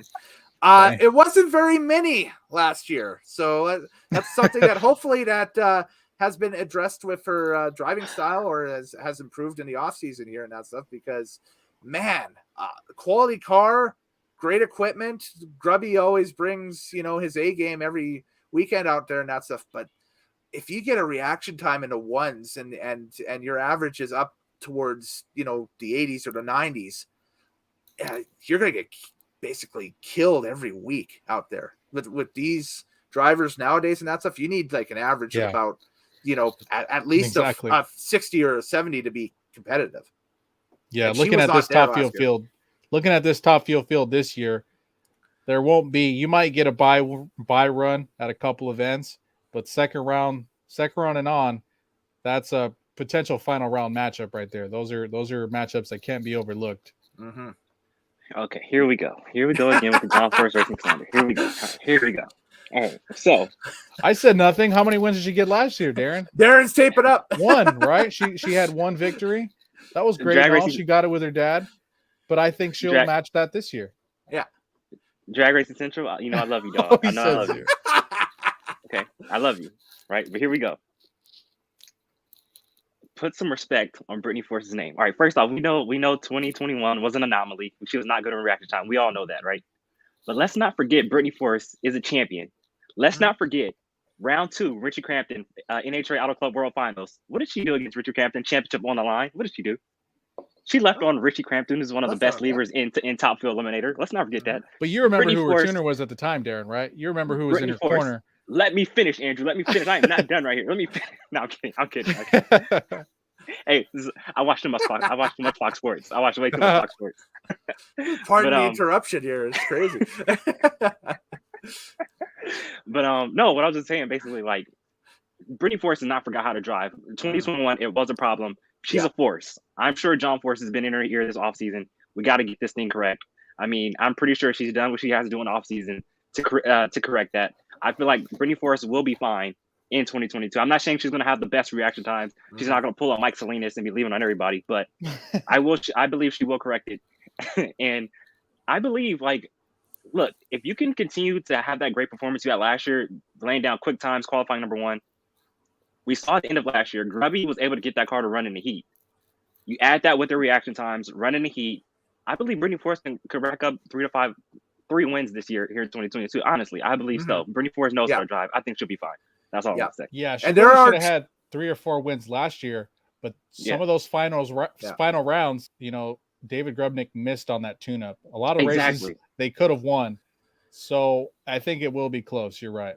And there are tracks on the schedule, don't forget, that cater the top 5 drivers or top 10 drivers from last year. I mean, like, you look at the past history and that stuff. With Austin Prock getting back into the class, you can look at, Seattle as maybe that's like one of his tracks because he won the last national event out there and, he's back out there and Seattle's back on the schedule. So, you can't count him out there. Steve-O, obviously, you look at his dominance at tracks all across the country and that stuff. Brittany has her tracks that she's a expert on and that stuff. Antron Brown, going on his own and that team ran some stellar numbers during testing as well. So, that's a name that we haven't brought up yet and that stuff. And that's was one thing that we knew was going to be for certain going into 2022 because it had been teased for a couple of years that Antron Brown was going to start his own Top Fuel team.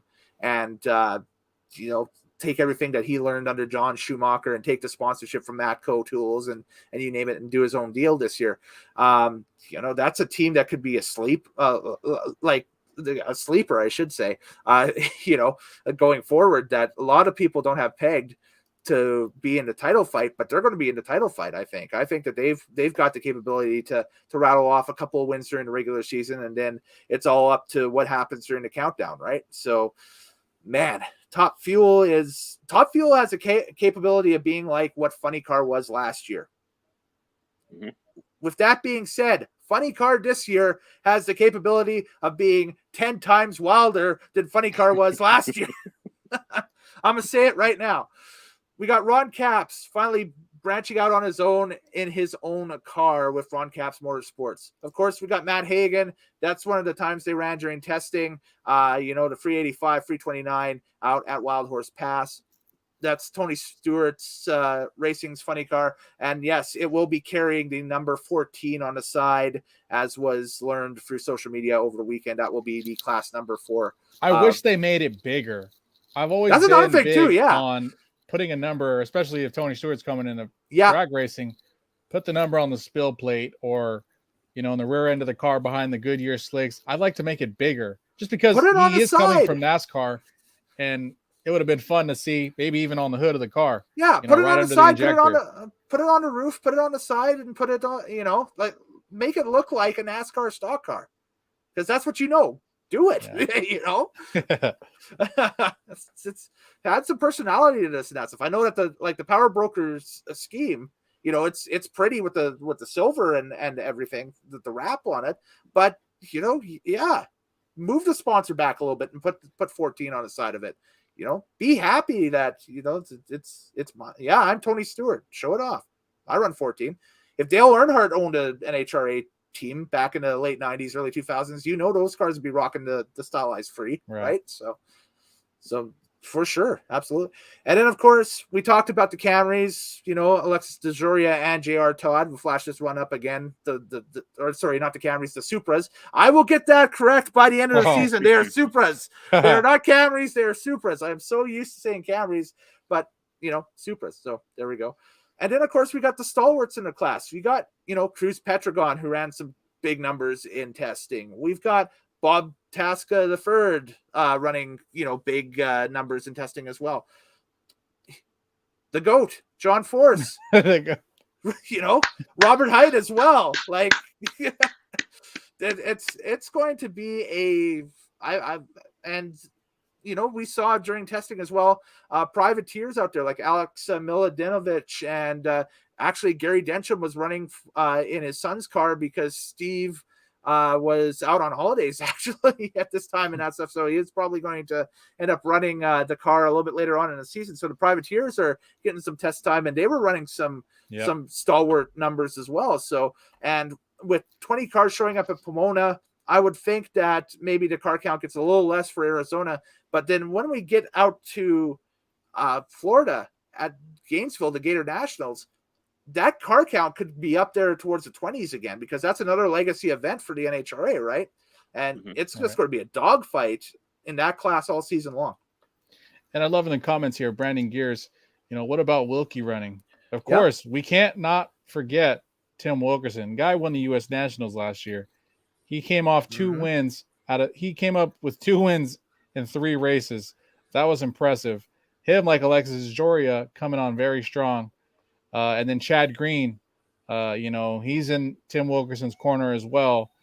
That's another guy who can come up and have some success. But I really hope to see, Alex and Gary Densham really make this field. They've missed out on it a couple times. These last few events they've attended. And it's heartbreaking. I remember in Pomona for the Auto Club finals, Alex Miladinovich was coming down the return road, and he stops his golf cart halfway on the return road and just gets out and watches. I mean, this guy is passionate about the sport. He loves everything about drag racing, came from a boat racing scene.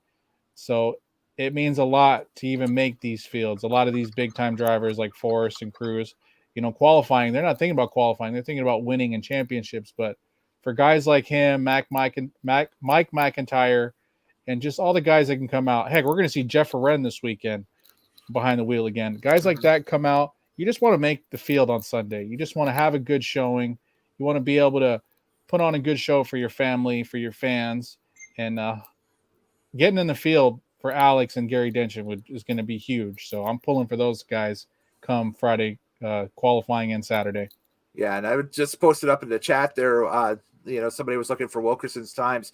The most I could find was that free 92 that they ran on Friday. And I think that they were either sometimes getting down the track, and then sometimes they were struggling as well. But it's testing, so you don't know if they're testing new stuff, or they're doing half track pulls, if they're doing full pulls, if they're just testing 60-foot squirts off the starting line or not. I'll tell you this little insight. Somebody said, man, these guys are just waiting for those night runs to throw the kitchen sink at it just to be quick. Yeah, we all know come Pomona, I mean, we're going to like to see these numbers. We hope to see these numbers with that new track surface, but these guys are they're going to be having a much more inset game plan and not looking to run right out of the box. Yes. Not 82s and 83s. They're going to look to get down the track and build from that. So these guys are coming out Friday and Saturday, having fun, putting the pedal to the metal, seeing what they could get out of that track in those good weather conditions in Arizona. Well, here's the thing, though. You talk about Pomona. Let's just take a look at Q2. I'm sorry, Q1 on Friday evening and Q3 on Saturday evening. We're going to have a new track surface. We're going to have low 70 degree temperatures. It probably be dipped into the 60s by the time we get into Q1 and Q3. And then Q1 and Q3 starts at 4:30 in the afternoon. We all know here in Southern California, the sun is already starting to dip at around 4:30. So, I mean, Q1 and Q3 is going to be pretty fun out there. Like you said, Andrew, I don't think they'll throw the kitchen sink at it, like try to run a national record or something like that, but we're going to see some great runs. Yeah, I think it definitely will be probably one of the quickest fields in funny car and top fuel, of course. But I think there'll be a couple cars, I'd say maybe 5, 6 in that 84 to 89 area. And the rest of the field will fall out through there. Yeah, exactly. Quick round of over-under here to kind of wrap up our funny car predictions and what we're looking for, at least to start the season with. John Force Racing as a whole. So Robert Hight and John Force. Over-under, and I'm going to set the bar at 6 for event wins this season for John Force Racing as a whole. As a whole, than just funny car, though, right? In funny car, Brittany? Yeah, not including Brittany. Yeah, I should say that. Yeah. Go ahead, Darin. The floor is yours, 6. bro. Over 6. Over 6. You talk about Robert Hight. Winning the championship most recently in 2019. Was not able to defend his title in 2020. Had a real inconsistent year in 2021. I feel like the Proc Rocket, Robert Hight, Jimmy Proc, Chris Cunningham going to have a great season in 2022. A great comeback season. Let's not forget either. You talk about 2017, 2018, 2019. Robert Hight was in that championship battle all 3 of those years. Then the pandemic comes and just screws it all up. So I feel like Robert Hight's going to get back to form in 2022. They're going to have a great year. I say they'll rip off around 4 wins, 3 to 4 wins this year. I think John picks up another 3 wins, like he had last year. They have 5 wins combined last year. So yeah, I feel like over 6 this year. I believe there you go. I'm going to say Robert Hight gets more wins this year than Force, only because the Proc Rocket, Jimmy Proc, has got a son in that other category now. He's got something, there's something more brewing now. So he could really put his full attention into that car rather than worry about, managing the team and his son and Robert on that AAA car. So I think that'll give him a little bit more fuel for his fire to have Austin in a car saying, okay, now I could really focus on this AAA car. Maybe.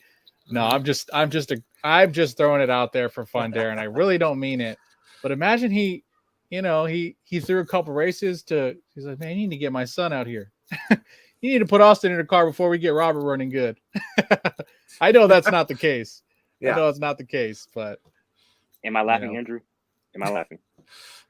And there's only so much sponsorship money to go around, right? So it was interesting to see Montana brand come back though. With Austin, I thought for sure if we were ever to see Austin Proc back in a car, it would be with another sponsor. But it regardless, it's great to have him back out there. John Force Racing needed that extra car out there last year, and it showed. I think Brittany would have had a better shot at Pomona and the season as a whole if Austin was in another car. So moving ahead. I think, but over under 6. No, I think under 6. Under 6 for sure. And I think that speaks to the power. Robert will get 3. Force will get 1. Right. 1 win. 2 wins, maybe. Disrespectful. I only do it, Darin, because you're on. I only do it because you're on. Well, just getting back to the quick point there about Montana Brands coming back on with Austin Prock. I think that just speaks to the power of 2 men in that scenario. Of course, John Force and himself, still at that age, going out and negotiating the deal and that stuff. And drag racing legend Don the Snake Prudhomme, because it's well known that Don Prudhomme was the middleman between Montana Brand, Rocky Mountain Twist, and JFR in getting the 2 to come together, to create the initial agreement. I would think that the Snake had something to do with Austin getting back in the top fuel car this year. So, kudos to the Snake, who probably should be in all right, still out there owning a team, but decided to bail out of that, almost a decade ago now. Man, it makes me feel old, but it's crazy. But it's good. But man, just it's really a super deal for sure to see that car back out there. And just a quick general Nitro over under with this. Tony Stewart Racing. Don't forget Matt Hagan in the fold and funny car over there too. How many event wins do you think they'll get this year? I'll set the over under mark right now at we'll go 4 as a whole, talking top fuel and funny car. You know what? Looking at the competition last year, and it's crazy to say this if my memory's right, I don't think any funny car driver had more than 2 wins. Think about this. Ron Capps. Hagan had 3? Okay. Yeah, so Ron Capps won a championship. John had 3 too. John Hagan had 3. Ron Capps won a championship, winning 2 races in a season. Cruz had 2 wins. Wilkerson had 2 wins. J.R. Todd had a win. Tasca had 2 wins.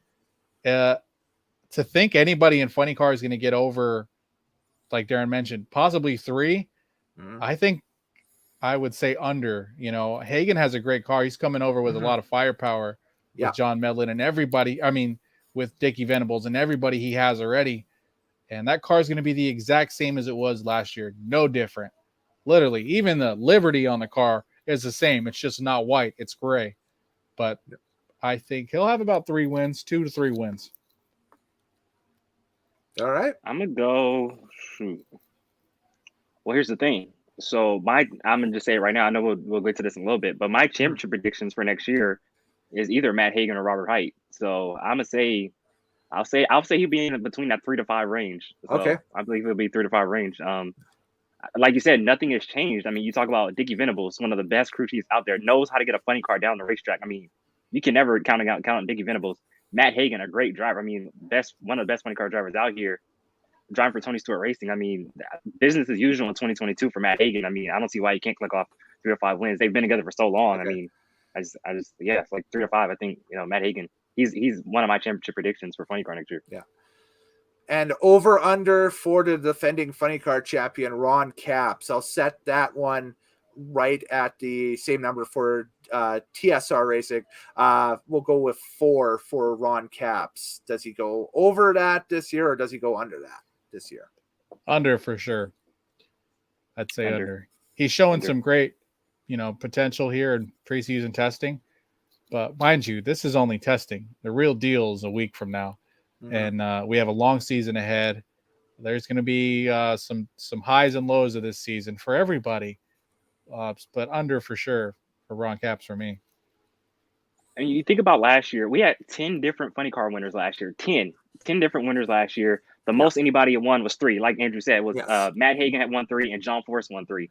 I mean, that was it. So everybody else had either 2 or 1 wins. I feel like we're going to see the same exact thing in 2022. Only reason why I say a team might get over that is if you notice in each year, a team always starts off a little hot and runs off about 2 or 3 wins, then they kind of fall off in the middle of the year and then pick up again at the later season, probably win 1 or 2. So I think that's how it can happen, with getting over 3. But I think we'll stay at that same level. I think our champion will probably have around 3 to 5. That's why I say 3 to 5 wins, I believe. because it's just way too much competition. Because it's always been this way for the whatever the series sponsor has been, and even going on before that. No matter the amount of lengths of the events, and actually no matter the series, whether it's NHRA or on the I side with AHRE or whatever, you have your early season guys that come out of the gate gangbusters, or you have the surprise of the early season, i.e. Josh Hart from last year, which nobody saw coming, rattling off the first event win and that stuff.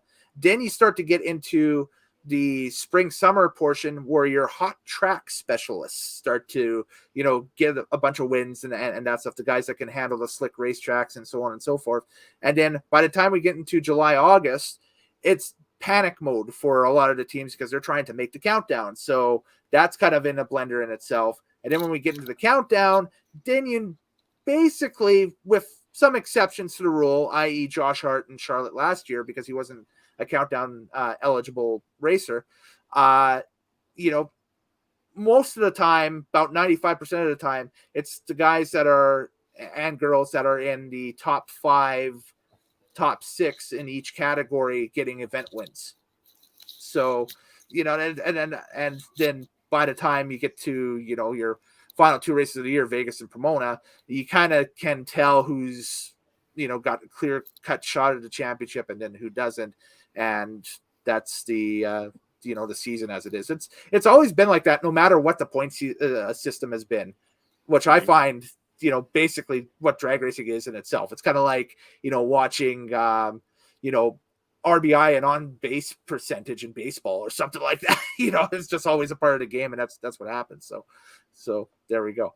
Well, I mean, it's kind of like this too. You talk about a basketball season, you talk about a 3-point shooter. Early in the season, their 3-point percentage is so great. You get into the middle part of the season when their legs are tired, and like you said, like it's a drag race and the hot summer tracks. Everybody trying to get their combination together. Their 3-point percentage drops off because they have tired legs, and then you get that little rest before the playoffs, and then end it out right there. So it's kind of like any sport.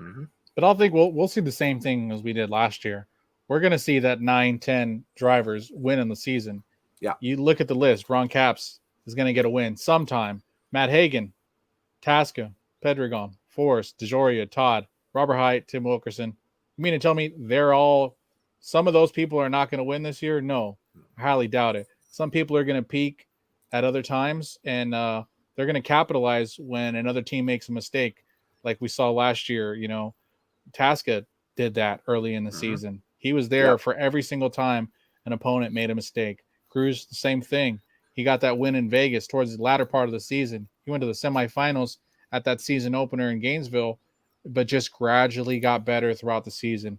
And once Brainerd hit all the way to Pomona, that car was a semifinals appearance car every single time. Lost on a couple hole shots. Same for Tim Wilkerson. That car's always there. And Alexis Ajoria, she got that first win back in the funny car category since her return at Bristol, and that was big time for her. Like, I had mentioned this in Indy. I don't know if you guys remember, but I had said something. I had said, I don't think there, and at this time, Tim Wilkerson and Alexis Ajoria hadn't won yet. And I had said, I think we've seen all the drivers we're going to see win in funny car. I don't think anybody else is going to be able to. And then right after that, Alexis and Tim Wilkerson go and get those wins. So that totally shut me down in what I said. So I think there'll be another 8-9 drivers that are going to be in the winner circle this year. Yeah. All right. So we'll coming quickly to the end of the stream here, but what we're going to do is give championship predictions. It's the all too early championship predictions. Just like anything else on this live stream, the only predictions that we'll go back and look at are the ones that are either 100% correct at the end of the season or the ones that are horribly off. Because if you go back and watch the 2021 season preview, there's some talk that we throw in there that probably was on par, and then there's some things that didn't happen whatsoever. So, which is a great thing. Which predictions are predictions. That's what they are. So, that's it. So, championship predictions across the board. Pro stock, I think it'll be again another slug fight between. Well, it's shaping up to be a slug fight between the KB Racing and Elite Cars. And I've got Dallas Glenn at the end of the season just edging out Erica Enders for the championship. And I'm going to say that Greg Anderson ends the season with 106 6 career victories. 106. Wow. Mm-hmm. Question before I say my answer. Question. Yeah. Because we all respect Erica. We know she's one of the greats in pro Mm-hmm. stock. Would you consider 2021, even though she was in the championship hunt, right? We know she came down to promote her chance at the championship. Do you feel like 2021 was an off year for her driving? Nope. Because her reaction times were not near what we're used to seeing from Erica. Do you guys think that or no? It was still not even a little bit. Not even a little bit. It came down. That championship literally came down to one round of drag racing in the semifinals. Yep. If she had won that championship, we'd be talking about how much of a great season she had, and things like that. Just one got away from her. My pick for pro stock is going to be Erica Enders. Why? Because her and Greg are really going back and forth in that category, and they're just trading off titles. And so I think, as much as I'd like to see Greg win another championship this year, I think it'll be Erica. Absolutely. Darin, pro stock?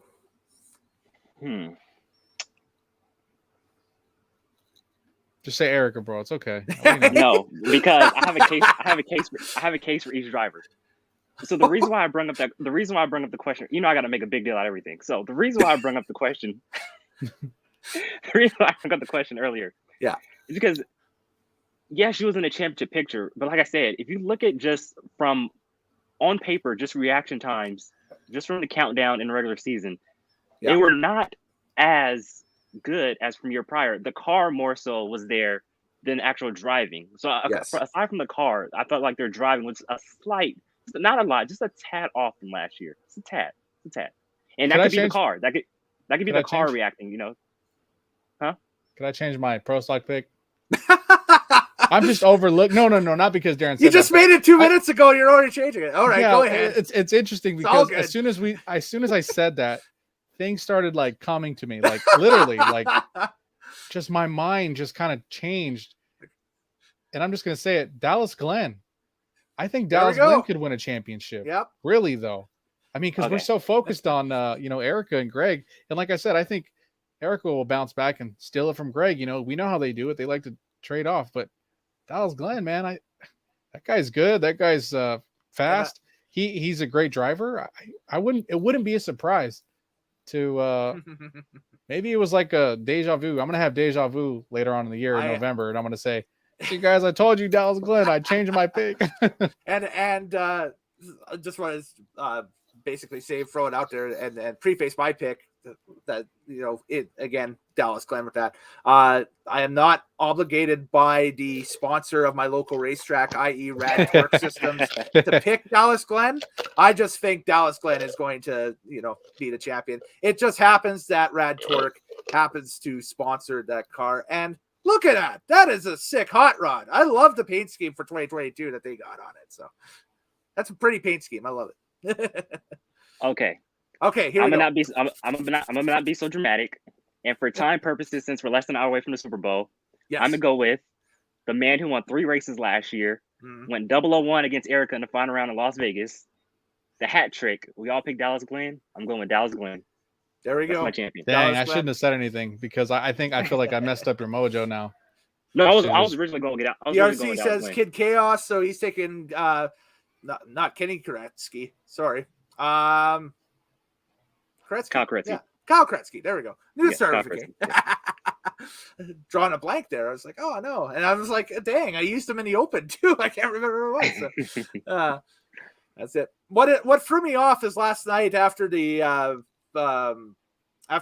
testing went off the air and that stuff, I went through YouTube and that stuff. I was watching a lot of early 90s AHRE stuff from ESPN, and Kenny Koretsky is all over that in his Top Fuel car. So there we go. Yeah. With the Sunoco color. So that was pretty cool. Okay. Funny car, Nitro funny car. This is going to be probably the toughest category for me to peg down a champion out of this. I am going to go just basically because I think it would be an amazing story, an amazing deal of, for TSR and the whole group. I'm going to go Matt Hagan getting the championship first year out with Tony Stewart Racing. I think that they're going to figure something out. Matt's going to hit the tracks that he likes towards the midway part of the season and in the end of the season when we get into the playoffs and that stuff. And so I'll put Matt Hagan in the number 1 spot, and I'll put Caps and Force slugging it out for 2nd and 3rd, but I'll take Matt Hagan as my championship prediction. We got to hear Darin now. We got to let Darin go. So I mean, you guys already know my funny car championship prediction. I mean, come on. Well, we know it's going to change. We know it's John right now, but it will change. So okay. So here we go again. I don't even know why you guys even give me the floor. Like, I got to be dramatic with everything. All right, here we go. So before I give my championship prediction, I got to do this. So obviously we're 1 week away from the Winter Nationals, and I'm gonna give my pick for my funny car champion at the Winter Nationals, and here's why. So, okay. 2002. Well, let's actually go back to 92. Funny car. Who lost in the final round in 92 in funny car? John Force. John Force. Who won the 2002 Winter Nationals in funny car? John Force. John Force. Who won the 2012 Winter Nationals in funny car? John Force. As we come up to 2022, who's gonna win the Winter Nationals in funny car? Frank Hall. Not John Force. You know who will win the Winter Nationals? The guy who's won it 3 times, Robert Hight. Robert Hight or Cruz Pedregon will win the Winter Nationals. That is my. Based off history, John Force will be your 2022 NHRA Winter Nationals champion in Nitro. It's going to go to Coletta at the Winter Nationals. Alexis DeJoria is going to win funny car at the Winter Nationals. That's my prediction. All right. My 2022 NHRA funny car world champion will be Matt Hagan. Wow. There we go. Matt Hagan. I mean, you got to look at it too. As a John Force fan, I just feel like we're entering a new era of NHRA drag racing. We have this new freshness, a new rejuvenation within the sport. I mean, we got to start looking ahead to newer things. And I feel like Matt Hagan I know he's won championships before, but I mean, he's a great looking dude, a badass, but I love a Nitro funny car. I feel like, Matt Hagan, it will be your champion. So right. Exactly. So I hope John Force Racing does not see this though, but yeah. What you apply for a job over there, or what's going on? So I think, and funny car, at least for me. Yeah. By the way, good point there by Drag Racing Central. Alexis doesn't drive for Coletta anymore. That's right. It's a DC Motorsports. It's DC Motorsports, so it's Del Worsham and Alexis and that whole DeZoria and Charles, right? Motorsports. Yeah, that's what it means. That's what we found out on Nitro Talk. She spilled the beans. I had no idea what. I mean, did anybody? I doubt it. DC Motorsports. No, I thought nobody knew what that meant. Coletta. Yeah, and for all I know, that was another Davis Motorsports kind of thing. But DC Motorsports stands for DeZoria Charles, which is Del Warsham's middle name. Motorsports. Wild stuff. All right. I completely cut you off on your prediction, Drew. Go for it.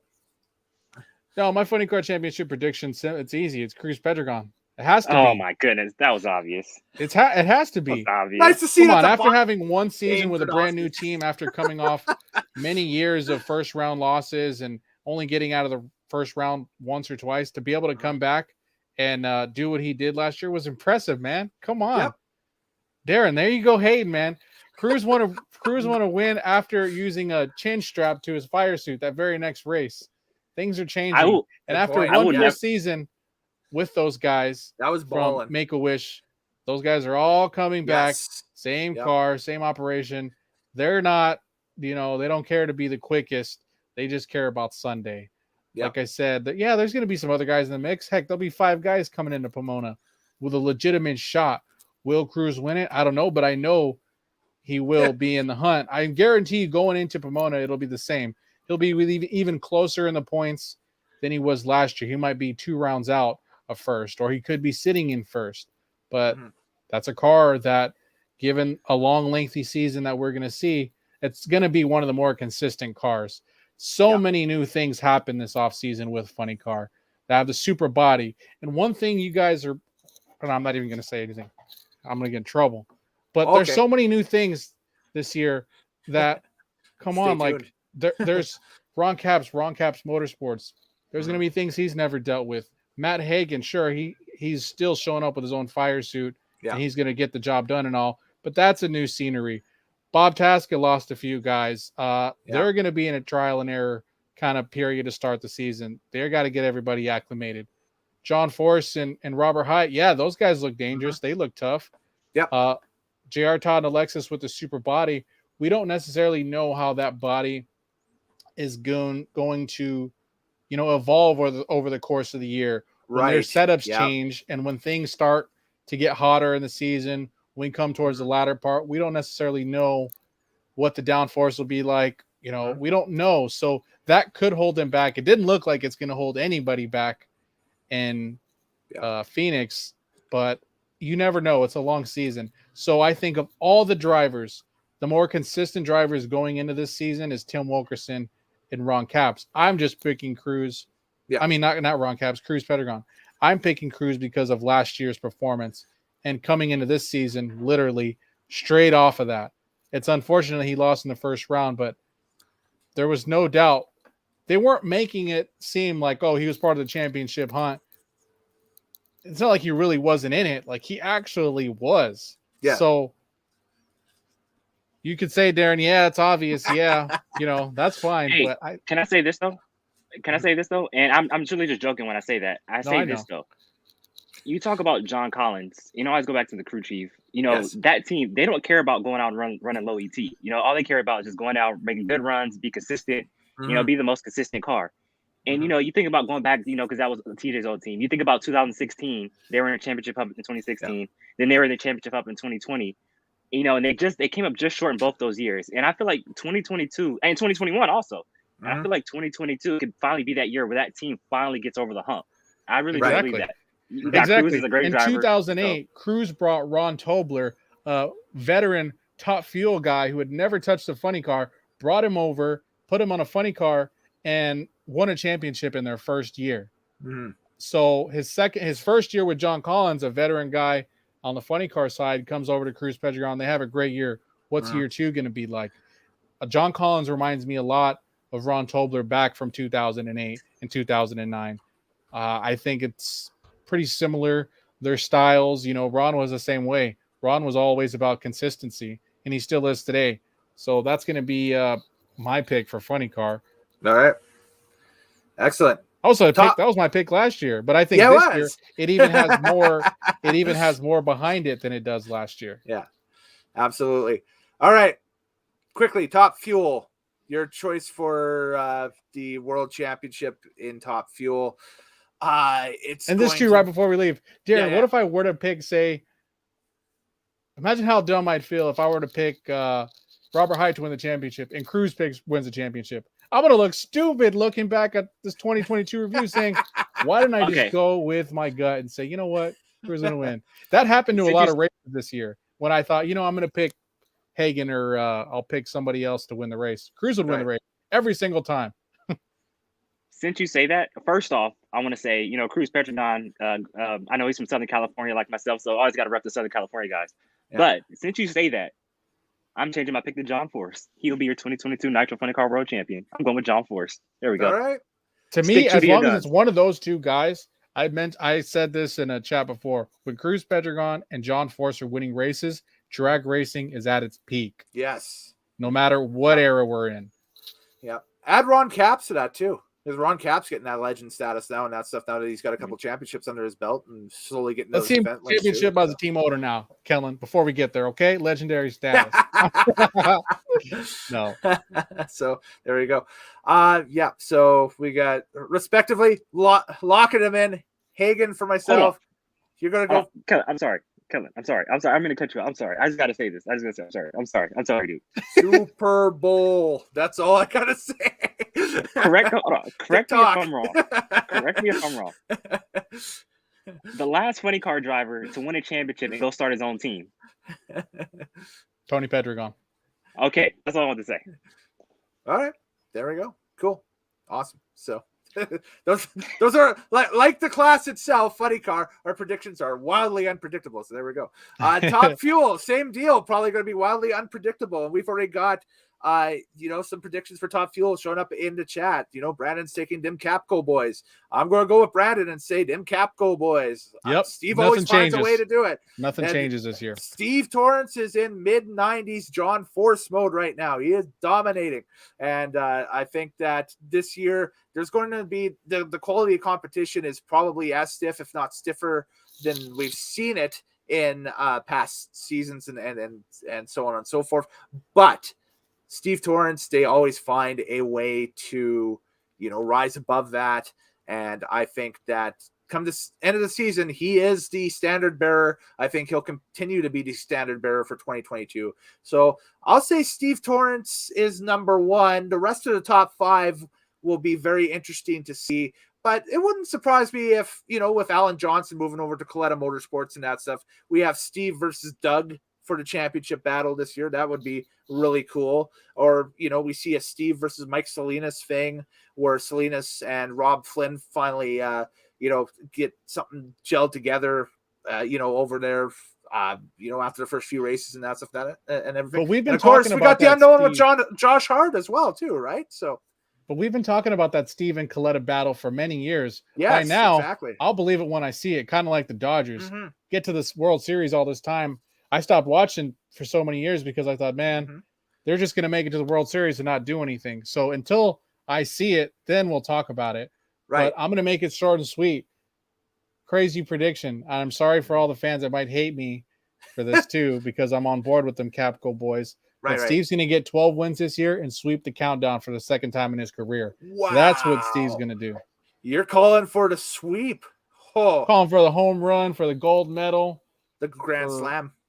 Grand Slam, for the alley-oop, for the All-Star Slam Dunk Championship.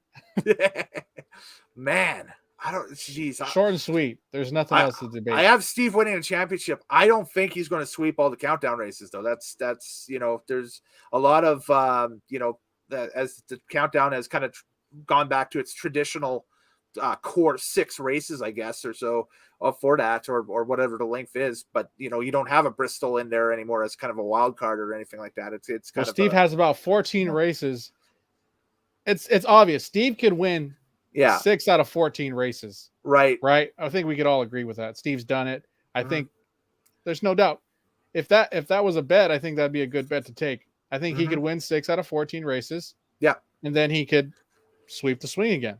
Right. Because mind you, he has all year they have all year to test, test their backup card, test their combinations.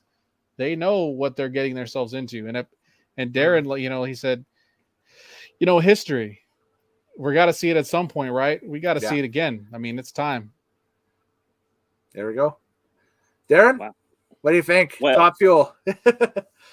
Well, Top Fuel is going to be freaking crazy this year. If there's any year where Steve Torrance could fall off, it could potentially be this year, but I don't think it's going to happen. Steve Torrance. Okay. I was going to record Darin saying that.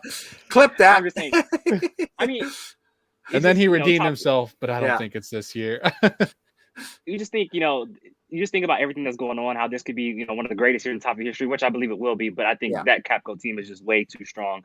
Not only will Steve Torrance win the championship, but he will be your third winningest Top Fuel driver of all time. He sits at 51 right now, only one behind Antron and Joe Amato. He will pass Antron and Joe Amato this year. Oh, he'll be yeah.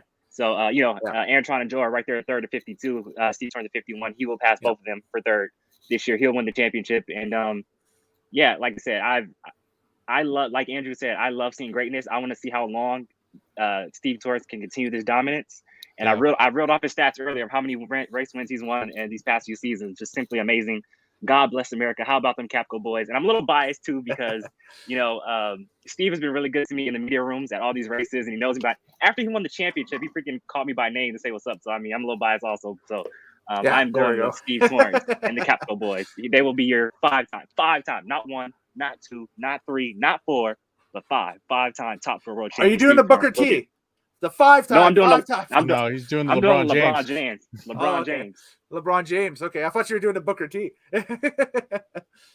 So there we go. That's awesome. Yeah. All right, and we'll wrap up the stream with, this is always fun, wild card predictions. Just the wildest prediction that you're going to see this year go across the board and that stuff. I wanted to do this one, but then I found that the participants that would be involved in this one won't be either starting their season until midway through the season now, or the question of sponsorship is is up in the air, I should say. But I wanted to go with 2022 would be the year that we would see a Canadian owned or Canadian heavily involved top fuel team win a national event, because of the announcement with Dan Mercier from Quebec teaming up with Terry McMillan, and Terry McMillan coming back for a few races. And then I thought, well, hey, the Paytons and Cameron Ferret are collaborating. They were collaborating last year. They might run a few races this year too. But unfortunately, I think MP was the sponsorship that Ferret had lined up. They're gone. And Terry McMillan had some sort of medical procedure done on his foot for some sort of injury that he had. So he's going to be out until, maybe later spring, early summer. So we won't see the Mercier McMillan top fuel team out until maybe the East Coast swing. You always see Mercier run at Epping, so I think that's probably going to be one of the first races we'll see him out at that. So to shift things around, long story short, to move it around, my wild card prediction for the year is that we see Steve and Brittany, or one or the other, call each other out during the Pep Boys All-Star call-out thing. I think that's going to be the wild card prediction from my thing, is during that All-Star thing.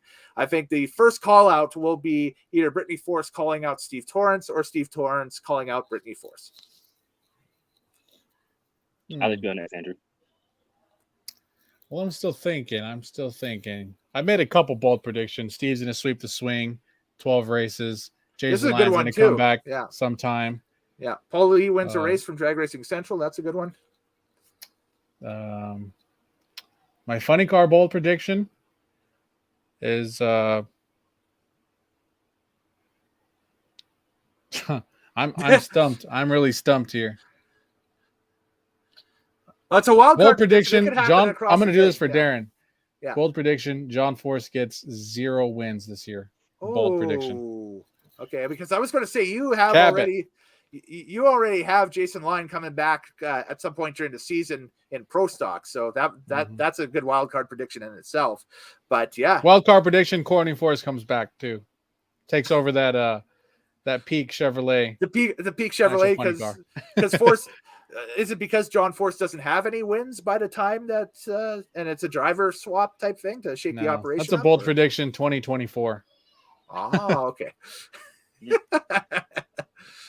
I don't know if this is my final prediction, but I believe we will see Larry Dixon Jr. behind the wheel of a top fuel car by the end of the season. Ooh. Larry Dixon Jr. I believe he'll be back behind the wheel of a top fuel car. We've seen him down in Australia this offseason. Yeah. Well, for NHRA offseason, obviously Australia season, but I believe we will see Larry Dixon Jr. back behind the wheel of a top fuel car sometime this season. I don't know with who, but I feel like we will see him. Right on. Yeah, well, that if anything, I wish hope bad other than Steve Torrance thing. So I'm right. I'd like to see that. Yeah. And of course, the initial wild card prediction I had was just due to my Canadian bias. That's about it. I love the fact that, my home country is finally going to have a stake in the top fuel game now, with Mercier coming out and running a few events and perhaps building towards something else.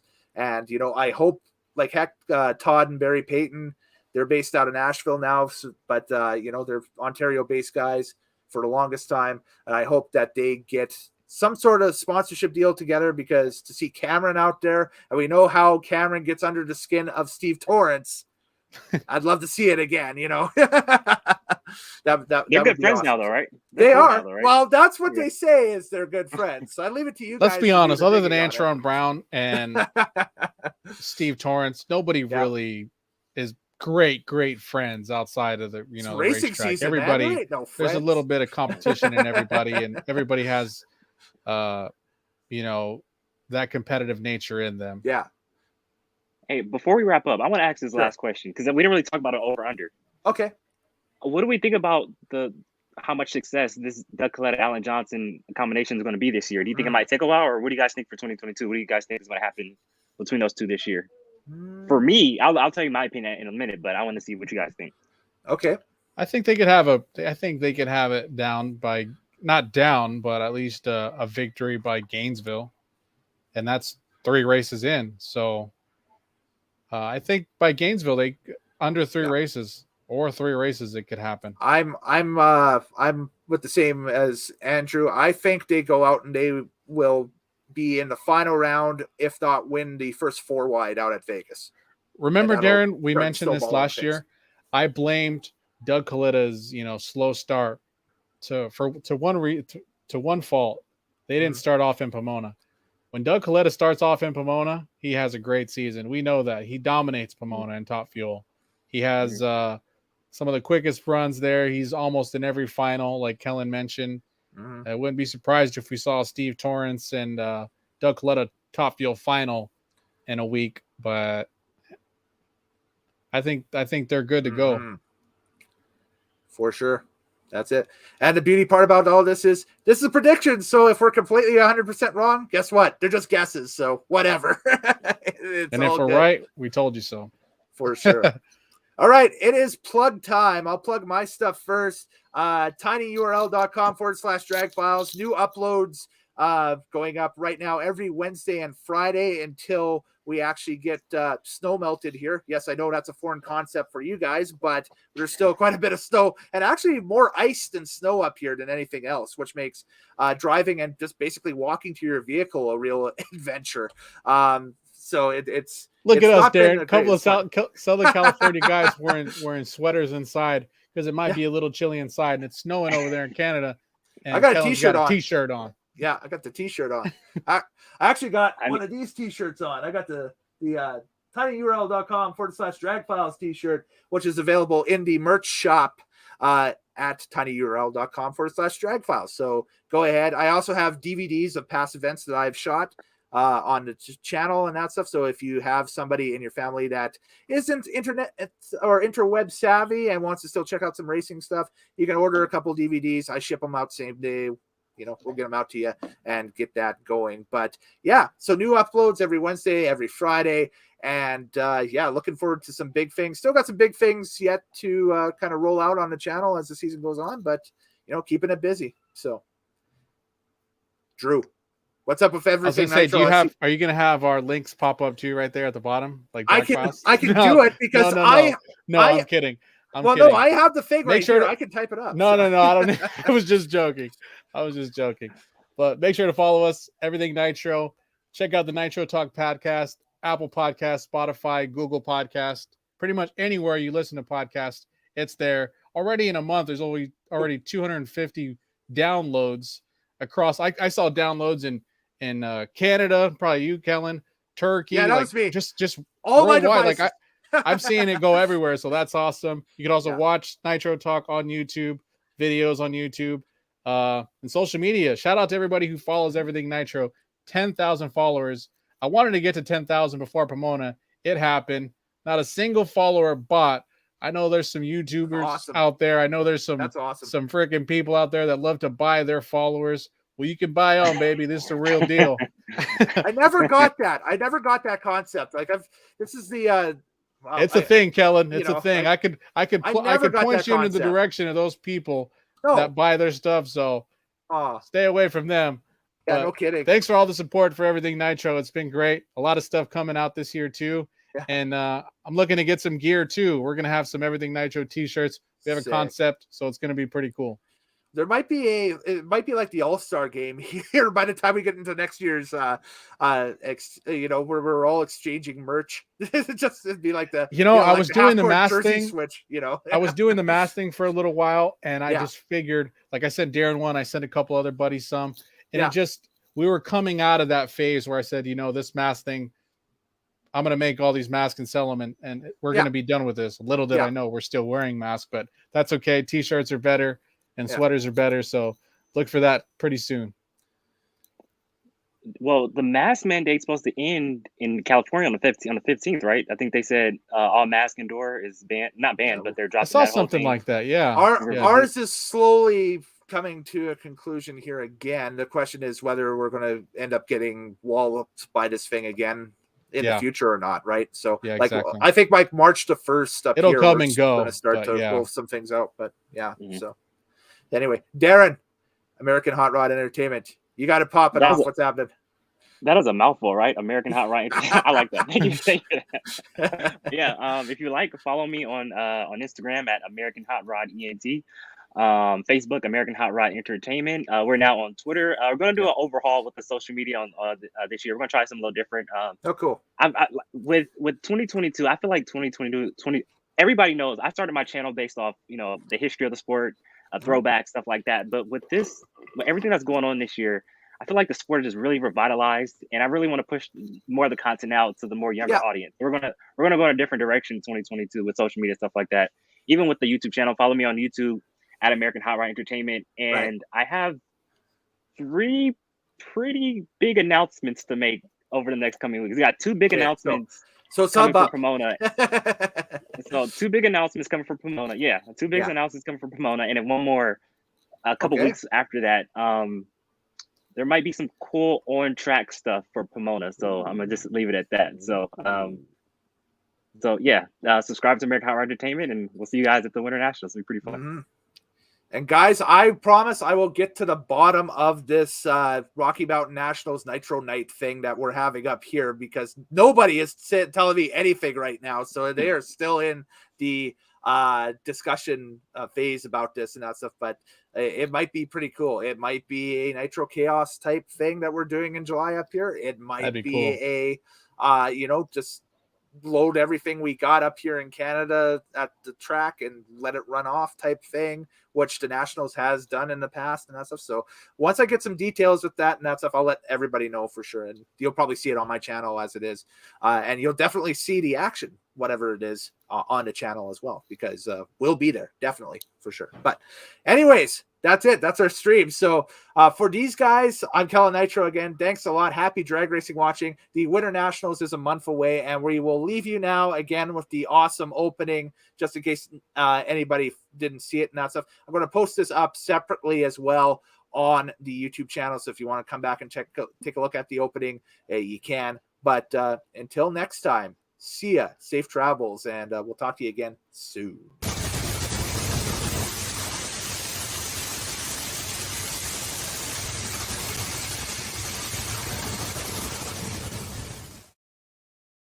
It's a lot of long hours tinkering the shop and test sessions at deserted racetracks. But if a team finds that precious tenth of a second or more, the off-season will have made the 9 months of the regular NHRA season seem a whole lot shorter. The thunder from the storms that have plagued California this winter are now over. It's been replaced by another kind of thunder, a mechanized percussion that echoes like thunder in the distance.